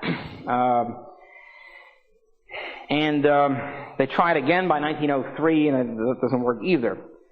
The same thing happened with kind of a charming company, the National Biscuit Company. National Biscuit Company, as you all know, is the producers of different packaged biscuits. But they were the first ones to do it. See, in the old days, you didn't have packages. There were no packages. You go into a general store and you buy bins with stuff in it, bins with Malamars. It's probably that way in Europe now, in Asia, right? And you get, it's kind of charming. You get these, I want 20 Malamars or something. So the National Biscuit Company is the first company to package, I think they package almost anything, not just cookies or crackers. I think it might have been the first retail packaging of food. And, because you can imagine how to feel one of the poison bins would be much more effective than Tylenol. I mean, there's no package at all. It just had bins of stuff in it. Anyway, you had National Biscuit Company and so forth. You Need a Biscuit, I think, was the first one. And this, of course, is a big hit. That means the customers can now buy, you know what you're getting a certain fixed amount, and so forth and so on. The National Biscuit Company was originally supposed to be a monopoly. In 1888, 98, they formed with a giant regional combination of 3 other giant regional combinations. They want to have a big monopoly of the entire biscuit field, entire cookie and biscuit field. And they try to then cut production and raise prices. And as soon as they did it, this was in 1898, as soon as they did it, new companies kept coming in. They had to buy them up. We can't, it's too expensive to buy it up. Where are they going to get the money from? And finally the whole thing collapses. They almost go bankrupt.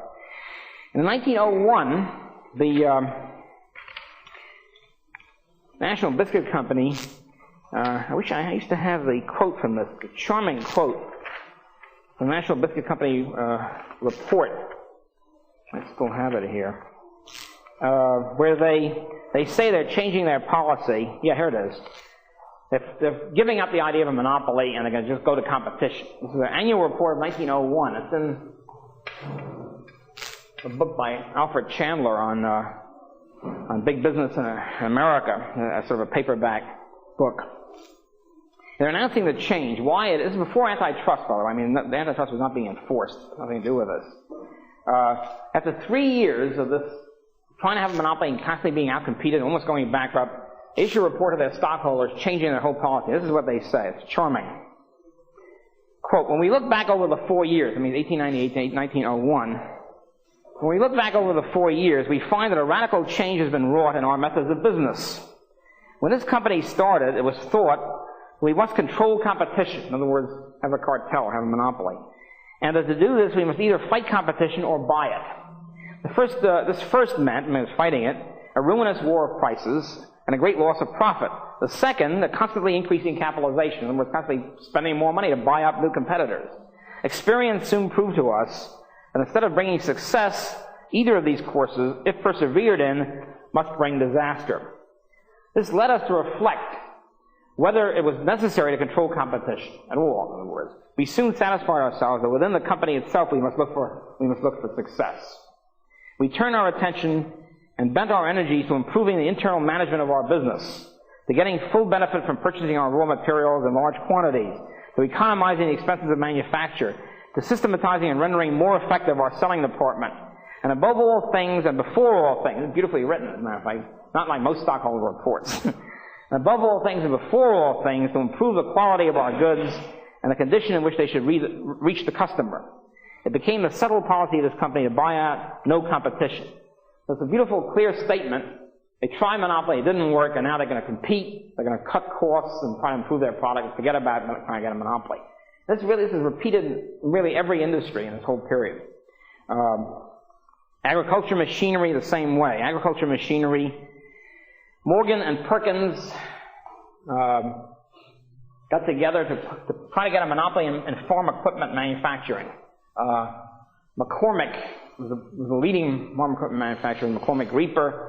McCormick, I guess, was retiring or dying, except the original McCormick. They decided to get together and merge all farm equipment manufacturing into one giant Morgan-type monopoly called International Harvester, which was formed in 1902. It's supposed to be the only company in the farm equipment business. And once again, of course, other companies didn't go along with it. New companies came in to outcompete. Again, Morgan Perkins and the McCormicks. And so they formed in 1902 a giant alleged monopoly. From the very beginning, they were singularly unprofitable, International Harvester. The management was no good. The ore was bad. They were overconfident. Their share of their profits declined from the very beginning, and their share of the market declined. Their share of output. I'll let you go in a minute for a break. But for example, International Harvester began. I get this. For example, with binders, which is one of the top farm machinery. Okay, binders. International Harvester begins in 1903 with 96% of the market. Now think about that. Not like U.S. Steel with 60. 96% of the market. By 1911, they're down to 87% and counting downward. In other words, they lose money from the very beginning there. They lose business shares. Mowers drops from 91% to 75%, and harvesters themselves dropped from 85% to 80, and then finally 64% by 1918. So all of these are constantly declining. They start almost a monopoly. They almost get their monopoly, almost, but not quite, and then I keep going. And even in 1909, there were still 640 farm equipment manufacturing companies in the United States. 640, excuse me. Even small ones, but the point is they're able to compete, and if an international harvester tries to raise the price and cut production, they can be outcompeted very easily. And total farm machinery, by 1922, as a total, international harvesters down to 44%. They start with about 90, okay, in 1902. By 1922, they got 44%. By 1948, they had 23%. It's been declining, in other words, steadily ever since they started. They started with virtual monopoly. It keeps falling constantly since then. Again, they're behind on a lot of stuff. They were behind in rubber tires, things like that, you know. They stuck with the old stuff until quite late. Okay, let's take a 10-minute break and we'll press on. These industries, which we won't be able to do full credit to until maybe later, but one of the most important industries in the country is, of course, the automobile industry.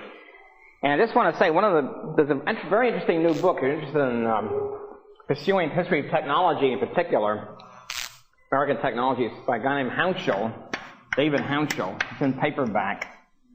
It's a terrible title. It's, I think, Princeton University Press, Johns Hopkins, one of the top presses, I think Princeton. It's called From the American System to Mass Production. And it's sort of technological history revisionism. It's a whole new field. And from the American system to mass production. Okay. And it's a very interesting book. It's a history of American technology and manufacturing. And what he points out, there are several revisionist things he points out. He points out that, for example, most people have thought until this book came out last year, really, I mean, it's summarizing the latest stuff in the field. Most historians thought that mass production came in around 1850s, 1860s. Mass production meaning factories, interchangeable parts, particularly. Instead of handcrafting each part to fit together, it all becomes all the parts are identical, and you can replace them easily. Okay. It turns out it's not really true. Real mass production and interchangeable parts only came in much later. So that many of the things we think of as being true mass production really weren't. For example, the McCormick Reaper, the Singer sewing machine, which comes in about 1880s or so. McCormick Reaper, which comes in also that period, was not really, the parts were not interchangeable. The parts were hand-fitted. Even though they're machines, they had craftsmen, artisans, who hand-fitted, very skilled, expensive work, of course, to hand-fit all the parts together. And so it still keeps on, even with McCormick Agricultural, even though they were large, with mass production in the sense of a large amount of production per year, it was very costly. It still wasn't very cheap because it was hand-fitted by artisans and mechanics. And the thing is, these mechanics would go from one industry to another, carrying their craft with them, so to speak. And it's only really with Henry Ford and when the mass production really comes in with interchangeable parts in around 1910. The whole concept of completely identical parts, we don't need mechanics or artisans to hand-fit. And one of the major ancestor, and one interesting thing of the way this fits is, in order to produce the automobile, the preliminary work for producing the automobile was done by the bicycle industry, which comes in only in 1890s, 1880s, 1890s. Before that, there were no bicycles. Not only were there no roads and no cars and no bicycles. Bicycles really come in like 1860 or 70. But the kind of bicycle that was popular in Europe and then came to the United States was not really suitable for much. It was sort of like this, and it was a big front wheel and teeny back wheel, and no chain-driven links between them. So it was very dangerous. You're sitting up on top here, you topple over at any minute. Okay, so it wasn't really. It was sort of a toy for the rich. It was very expensive and very much unused. It was only the 1890s when the so-called safety bicycle was produced. Not only even wheels, but also chain linked, okay? Chain driven. This is with pedals, all the rest of it we're not familiar with. And the first guy to really do this in the United States is a guy named Alexander Pope. Arthur Pope, we have the Pope Bicycle Company. And this became extremely popular in the United States. I think in the 1890s, 100,000 or 200,000 bicycles were used. It was a mass production. In other words, mass production and safe and mass production, and people driving around, everybody buying a bicycle. With everybody buying a bicycle, they got used to the idea of moving on their own hook. In other words, before that, in order to move around, you have to have a train. Okay, basically, the trains had fixed schedules, and the trains were the only way to move from one city to another, one area to another. As I said, there's no land transportation except trains, right? So what you have is the cities get built up. Everything gets built around the train station. The train station is in the middle of town. Now, how do you get, and factories, everybody wants to be near the train station. Factories, in order to get their raw materials shipped and ship their stuff out. And workers and people living near the factories, you have to walk. There's no way to get, there's no cars, there's no bicycles, there's no nothing. So everybody has to walk to work. Okay, so the cities grow up as clustered around train station. And so cities become this kind of a circular sort of area around the train station, clustered in. And movement can only take place as mass transit, so to speak, in fixed schedules and fixed terminals. All of a sudden, a bicycle comes in, as a safety bicycle comes in, where suddenly people get the feeling, boy, they can move around. They don't have to start at 6 p.m. They can go anytime they damn please. They go with their girlfriend or whatever. They can drive out in the countryside. And this fantastic mobility comes in. The idea of individual transportation and super mobility, okay, let's call it super, comes in, preparing people for the automobile. In other words, you can't have the automobile suddenly descend from heaven. The whole concept of getting people to desire, a tremendous desire for individual transportation, even better, more efficient, and more powerful than just a bicycle. You have to, you need your legs to carry you. Also, the whole wheel technology comes in. The whole idea of using wheels, the idea of rubber tires, which comes in fairly late in the bicycle. Okay, so bicycle manufacturers and bicycle shops, which are small, from the point of view of factory, they're usually small shops, okay, small houses here, whatever, lofts. People get used to bicycle technology, the wheel concept, the rubber tire concept, all the rest of it, which really prepares the way for the automobile. The first automobiles were manufactured in bicycle shops because the people, the artisans, the manufacturers, the technologists were used to this kind of concept of using wheels for transportation.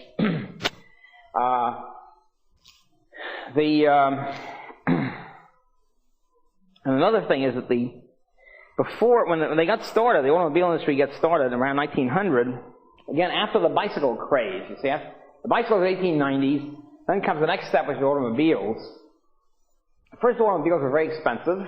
They were toys for the rich, and they're beautiful. You see early automobiles with gold and chrome, all that sort of stuff.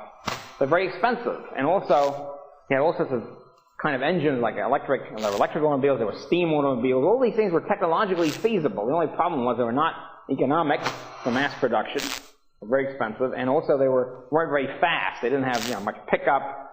So they chug along. If you see old movies, or if you're an old car buff, which I'm not, but I know people who are, they can, they look great, and they could chug along at 10 miles an hour, or whatever it is. And you start off with a lot of small businesses. Small blacksmith shops, small blacksmith shops and small bicycle shops. Basically, were the first automobile, quote, factories, unquote. Henry Ford began there were literally hundreds of automobile companies from 1900 until World War I. The largest company was an electric vehicle company, which was a $20 million corporation, which was very big in that period. It went bankrupt because it didn't have the savvy. It also put its money in a losing proposition, namely electrical cars, which for various reasons don't make it. They're slow and all the rest of it, expensive, etc., etc. So Henry Ford starts off. He was again he was a pietist. He was, I think, I forget now where he was born, but anyway, he starts off with only $20,000. He didn't get any bank loans. He got stuff, and he saved up some money. He got relatives and friends and so forth. Starts his first company with $20,000. Plows back his profits in the usual manner, and originates the idea of everybody else was making beautifully hand-tooled cars, very expensive cars, for collectors, for wealthy people. It was Henry Ford who got the original idea for a mass production of a uniform car. Instead of expressing beauty and elegance, express low cost for the masses.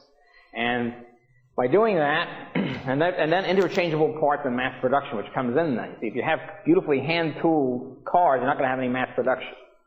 And it was his idea, it was the idea of Henry Ford that really launches, finishes up, as Hancho points out, really the first real mass production, real interchangeable parts, and therefore having huge factories to do this. But it didn't start off as a huge factory. It started off as an idea in the mind of Henry Ford. He was going for cheap production, cheap cars. The cars that everybody can afford. Those days, a couple $100, I guess, was the price. From 1900 to 1908, for example, to show you the intensity of competition in the automobile industry then, there were 502 automobile companies entered the automobile industry, of which 273 failed. So, of the 10 leading automobile manufacturers in 1903, only one was in the top 10 21 years later. So very heavy turnover, very heavy circulation of elites, if you want to put it that way, entries, failures, all the rest of it. General Motors, I'm sort of jumping the gun here, jumping to the later period, but the point is Henry Ford, I guess this idea of mass production, plows back profits, cheap cars for the masses and so forth. The first real mass production, first assembly line, the concept of which is you bring everything together in one continuous rolling process with people at each step of the way doing things and the product continuously flowing through until output. The later liberals claim that the assembly line dehumanized the workers. For those who were actually in the assembly line, I thought it was great. They were getting high pay, but not too much, not too onerous work. And also they had a feeling that good product was rolling off the assembly line. General Motors was launched around 1908 by Morgan and DuPont. In other words, it was a coalition. It was essentially a coalition of Morgan and DuPont. DuPont was a major owner. DuPont had been a gunpowder manufacturer for almost about a century. The General Motors was a corporation, a Morgan DuPont corporation, that almost went bankrupt. In other words, it started in 1908, it was a total flopperoo, and its share of the market declined steadily after 1908. And it was only after 1923, it almost went bankrupt. General Motors almost went under in 1923. I'm getting much later in the game, but the thing is that Ford, the problem with Ford was he had this mass production, cheap cars, mass production, cars are beloved by everybody, so huge plants that will run on like enormous big factories, which had the assembly line rolling, etc. The problem is, and so he's doing very well. He had about 80% of the market at one point. He was succeeding, and General Motors was flopping. The other corporations weren't doing too hot. They called in an administrative genius, one of the great geniuses and managerial geniuses of 20th century, Alfred P. Sloan, who saved General Motors. What he did was he changed the whole managerial concept in the 1920s. Ford had everything in his own pocket. In other words, Ford was an individualist. He was just going to manage everything himself. I mean, a giant multi-million dollar company. He insisted on running everything, every detail. Who's going to be the floor sweeper and things like that. And with a few cronies, he had Harry Bennett was his chauffeur, became his vice president, that sort of stuff, an eccentric multi-millionaire. And Sloan said, no, you can't run a huge corporation that way. You have to decentralize. He started the whole committee system of decentralized management, which now, of course, every corporation has. In those days was was unique. Okay, committee system, decentralized management, all the rest of it. Reporting, trying to have individual parts of the company, each of which has its own accounting system and tries to be a profit center. All that stuff really begins with Sloan, which saves General Motors, really turns the whole thing around. So it's not money that does it. Money itself is not going to do anything. You have to have entrepreneurial, managerial, and technological know-how of what to do, an idea of what to do and how to do it. Another thing is that Ford, again, gets conservative in the sense he has this idea of one car which is uniform for everybody. Right? And his idea was you never change it. What the hell? This is the best car, the so-called Model T. Black Model T car. And when somebody said, why not have blue and green cars and change models? No, if you do that, it's costlier. It's true in a sense it's going to be costlier to change models, to have new colors. No, everybody's going to have black and that's it. Everybody has this. He had the same model for about 30 years. Ford. This is it. Why not? General Motors Sloan was the first guy to realize the public wants different colors. They're more affluent now. They're used to the idea of cars. They want green and blue. They want individualized cars. They want model changes. They like to see some change once in a while. Snazzier looking, all that sort of stuff. And when General Motors introduced the concept of different model changes, different colors, of appealing to the consumers, even though it might be costlier at the beginning, even though you don't have the low cost for total uniformity. Public wants it. In other words, to them it's not costly because you're giving them a better product. To improve the product by different colors, different styles, different packaging, all the rest of it. Which Ford scorned, being a pietist type and believing everybody should be thrifty anyway, and why shouldn't they have the same product? Frivolous. Well, the public they found, gee, we like new changes every year. We like new colors and different, lower cars and all that sort of stuff. And Ford almost went bankrupt himself in the late 20s. He was slow in changing. He finally had to retool when he did that. I think it was 1928. He almost went bankrupt because Ford Motor Company, being very, very big and geared to one car and one product, couldn't handle the idea of retooling for different model changes. They almost went bankrupt doing it. And it was then in the late 20s and early 30s that Ford lost its predominance in the automobile industry, where General Motors became the dominant, and still is the dominant company. Because of this new idea it had, okay, we'll give them a higher price, but we'll give them a nicer product they like better. And it worked. And if you're a company which is geared to one huge plant where everything is the same, it's very difficult. You have to, in order to get more flexibility, you have to have a smaller sized product, smaller sized plant. In other words, as Hounslow points out, when you're in mass production, there's a trade-off. You can either make it very big and very uniform and very low cost, or you can have it smaller and more flexible, and maybe higher cost but more flexible and be able to change faster. And you have to make that decision, and it depends on the market and all these other changes. So, one of the things it shows is no company ever has a monopoly unless the government enforces it. There's always some other guy coming up.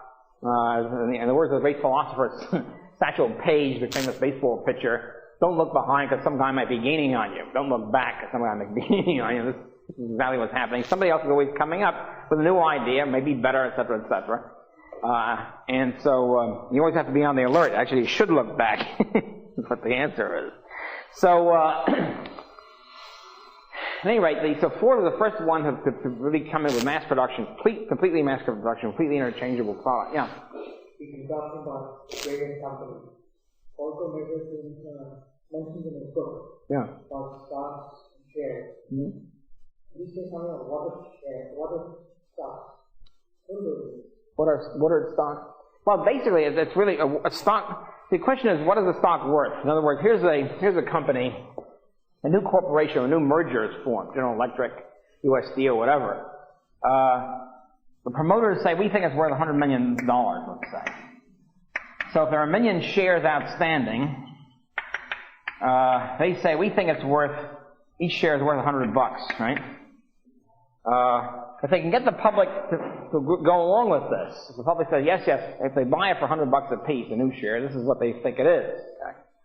It might well be this is an overestimate.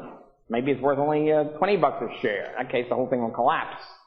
So it's not so much that watered is a sort of a pejorative term. It really means, in other words, here's the promoter, the investment banker, essentially, which underwrites the share. Say Morgan underwrites U.S. Steel. They say this is worth $100 million because it's going to be great profits in the future. Well, you don't have to believe this crap. In other words, it's really a question of whether you believe in Morgan's estimate. Okay? If you believe in it, you'll buy it for $100. If you're a sucker enough. If you're skeptical, you won't buy it for $100. So eventually the price goes down to 20. And this turns out to be water, quote unquote. But it's not illegal. It's not some kind of fraud going on, which is what the water implies. The question of what you think, the whole stock market is a question of estimates. Do you think this company is worth more or less? It goes on all the time. And if you accept the investment banker's estimate, of course, you might be taken in. But, there's no reason for you to accept it unless you're dumb.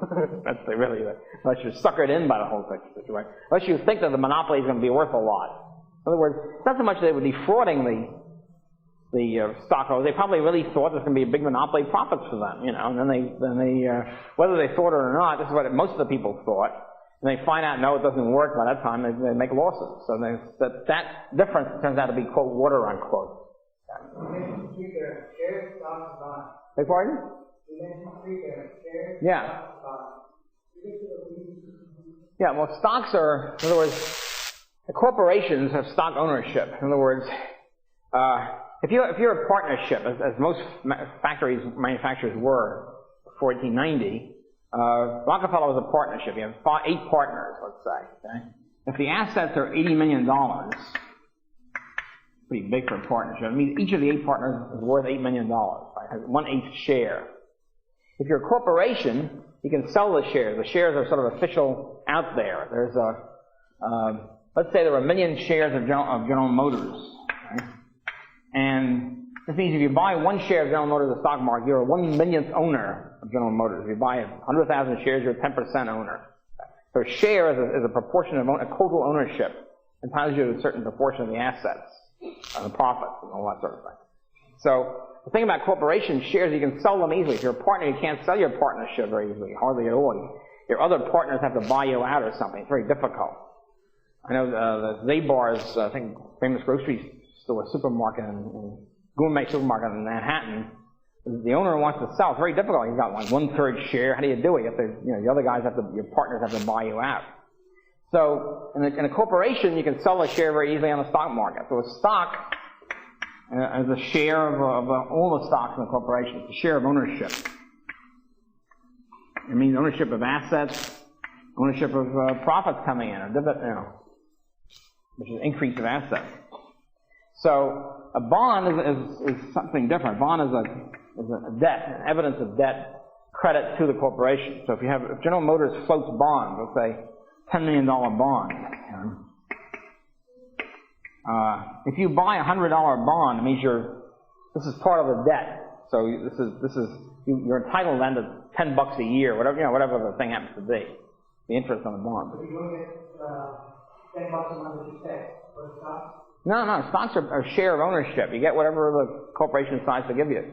The corporation, the board of directors of the corporation represents the stockholders. They're like the stockholders vote for the board. And they decide how much profits to share every year and all that. It's called dividends. They share let's say you make profits of $10 a share, you declare a dividend of $6 a share, and take the other 4 and plow them back into the corporation.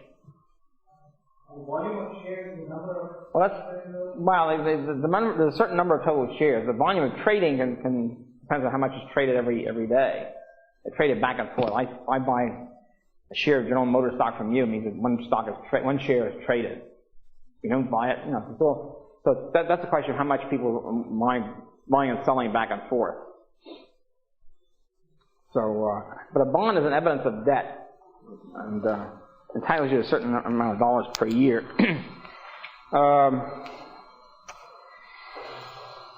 Marketing becomes important in this whole period around 1900. In other words, selling is not enough to produce something. You have to sell it to the consumer. You have to bring it to transport it to the consumer and sell it, package it, like National Biscuit Company packaged food, gasoline packaged through gasoline stations. All these things had to be thought of and then developed. They're just as important as actual production. It shouldn't be forgotten. Producing something is not enough. You have to get it to the consumer. You have to package it, ship it, break bulk, in other words, put it in smaller packages in one sense or another, and then sell it. American Tobacco Company, James Duke, is the first one to really sell cigarettes in that way, to market them. Becomes a sort of, quote, monopoly, unquote. Actually, there's a merger. American Tobacco Company was originally a monopoly in 1891, I think. And of course, the shares began to fall right away, the same sort of stuff. It was originally a merger of a whole bunch of tobacco companies.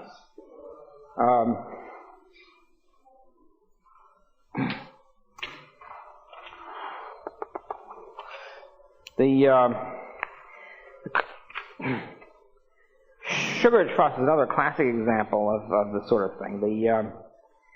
The sugar refiners tried a cartel in the 1880s. It didn't work. Several cartels. Finally, in 1886, they all decided to merge. In those days, there was a geographical concentration of sugar companies.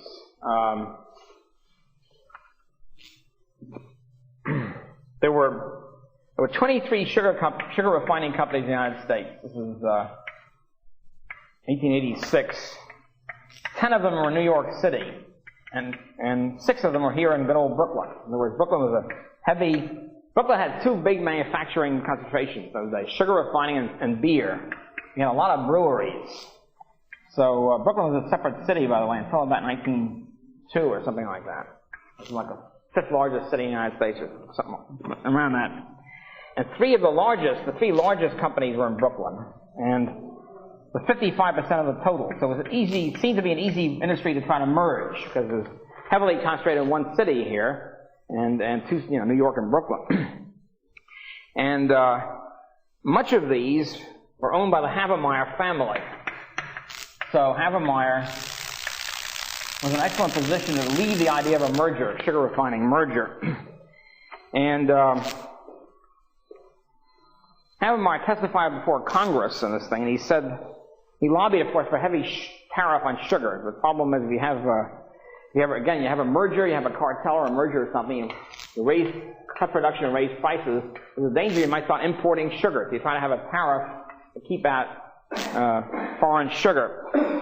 Havemeyer testified before Congress in 1897 as a big tariff bill, and he said, and he of course was the leader of the sugar trust, and he said, the mother of all trusts is the custom tariff bill.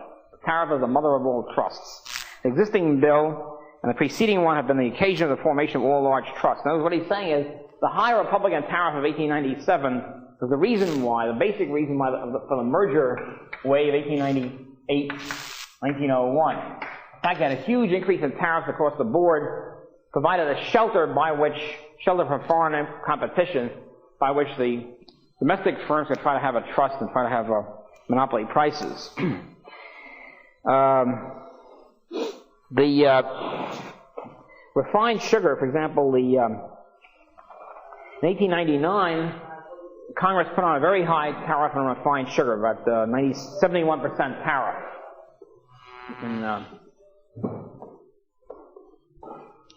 There's raw sugar and refined sugar. We're not talking about what's refined sugar. To give you an idea, was obviously the economic thing would have been to import refined sugar from Great Britain. We now have some tables here of here's a British price. This is price of refined sugar. Okay. Let me just show the sugar we eat, we buy in the stores. 1885, the price, this is British price in Great Britain, plus transportation costs to bring it, from Britain to the United States.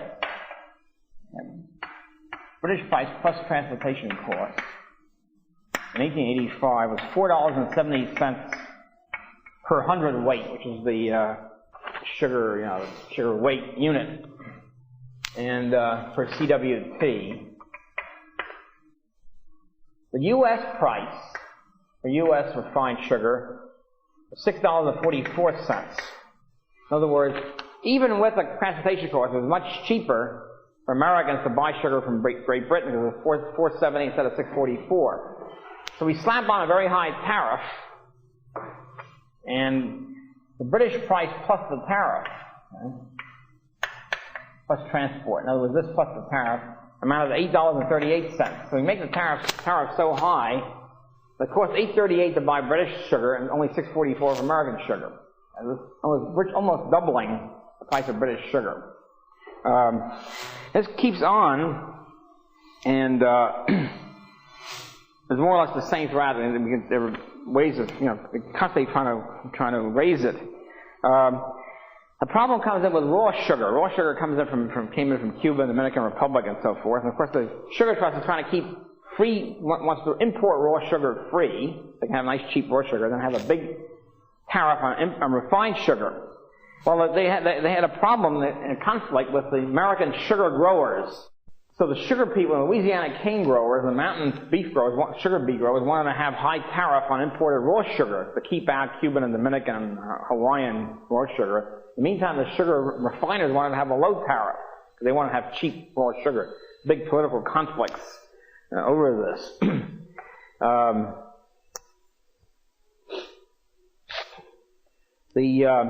Anyway, the refined sugar, to get back to refined sugar people, they try to merge. They finally have a grand merger of almost all the sugar refiners under Havemeier's direction into the American Sugar Refining Company. This is 1887. Located in Brooklyn. In fact, one of my students a few years ago was actually still working for a plant, for a American Sugar Refining Company plant here in Brooklyn. And this consisted of 80% of the total sugar refining in the United States, 80% of the share of the market. And of course, as soon as they got that, they cut production and raised price. Why else have a merger unless you're going to do this? So they immediately cut production and raised price. And bingo, new competitors come in. The key guy who formed the trust was Henry Havemeyer. We got a big bonus for forming the trust, being the head of this, president and chairman of the board of this whole outfit.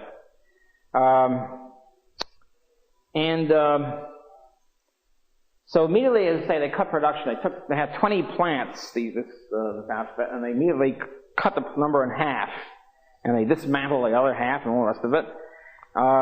They raised prices, and bingo, of course, new firms come in. So in 1 year, they're down to 73% from 80. In other words, here they merge 80% of the sugar refining market. They cut the production, they scrap a few plants, but new firms are not coming in. The share of the market's cut in 1 year by 7%. By 1889, it was down to 66%. So, once again, the fact that there's free entry into the sugar refining business, there's no government keeping them out, obviously, they keep losing them share of the market all the time to new companies which are popping up. So the result, the prices fall. Not only does the price fall again, they're stuck with new competitors who are coming in with new machinery, new technology, not stuck with the old high-cost technology, and the sugar refining company is worse off than it was before. So, for example, in 1890, enters a new guy to compete with the American Sugar Refining Havemeyer Trust, Klaus Spreckels. It starts the whole Spreckels cape. I think the Spreckels family is still around, providing playboys. Spreckels was known as the sugar king of the Sandwich Islands in the Pacific. He builds I guess the West Indies, right? Anyway, he builds a new plant at Philadelphia with a much bigger refining capacity of 3,000 barrels a day, and he's outcompeting the sugar refining company. He becomes gets a new Baltimore sugar refinery, and he's moving into this market. So now competing everybody, and they're stuck again. Severe competition is a fall in profits, and the price of refined sugar goes down from $6.17 per hundredweight, $4.69 because of the new Spreckels competition. So, and this keeps going on. Every time they try to merge and have a cartel or a merger and monopoly and cut production and raise price, some new competitor comes in and cuts the price, and they have a lower share of the market. Again, so what does Havemeyer do? He decides to buy out Spreckels, okay? So he bought him out. He formed a great new company in 1892, the new American Sugar Refining Company. They figured this will solve the whole problem. The new improved sugar refining company with Spreckels now in it. Now they have a merger of 6 new companies, a $75 million corporation. They now have 95% of the sugar refining production. So this is it, boy. Now we have a monopoly. We can now cut production and raise prices. The only firms that were left after 1892 were two 3 teeny independents. One small plant in Boston, which only put out 500 barrels of sugar a day, and the other was 2 small plants in Louisiana, and that was it. So what happens? Well, they form it, and old sugar hands who've gotten out of the sugar business say, hey, this is fantastic. Now we have higher prices. These guys have cut production, raised price. This gives us an opportunity to come back into the business. We can now compete with them. And all of a sudden there comes people like Rockefeller. I remember Rockefeller bought out oil refineries. They make oil refineries so that Rockefeller has to buy it out. It's very costly. Same thing happens now.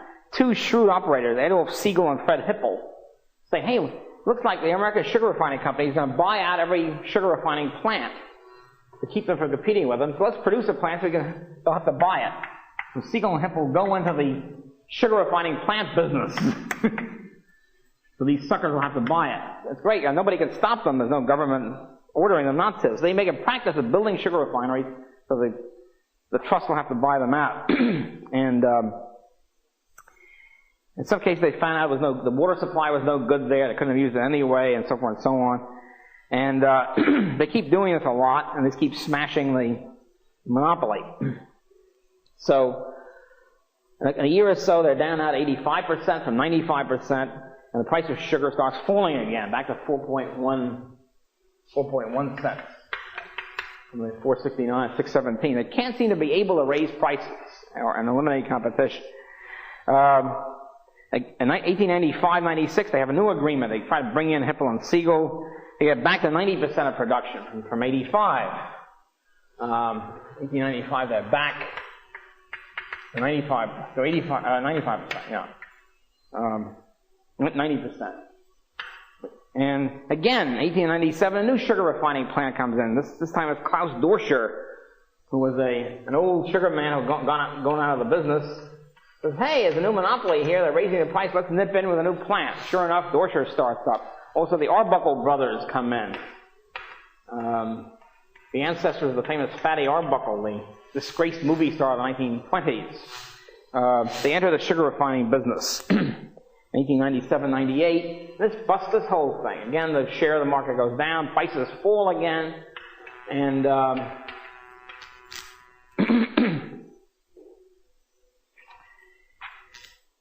and another thing that happens is sugar beets come in more, and so you wind up once again busting the whole cartel.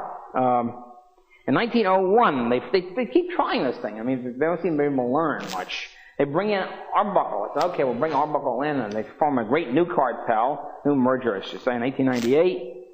1901, they get almost all the eastern refiners, and they get they try to bust up, they blow up Speckle's plant. They do some organized vandalism. By 1902, they have a brand new American Sugar Refining Company. With again, they have 90% of the production.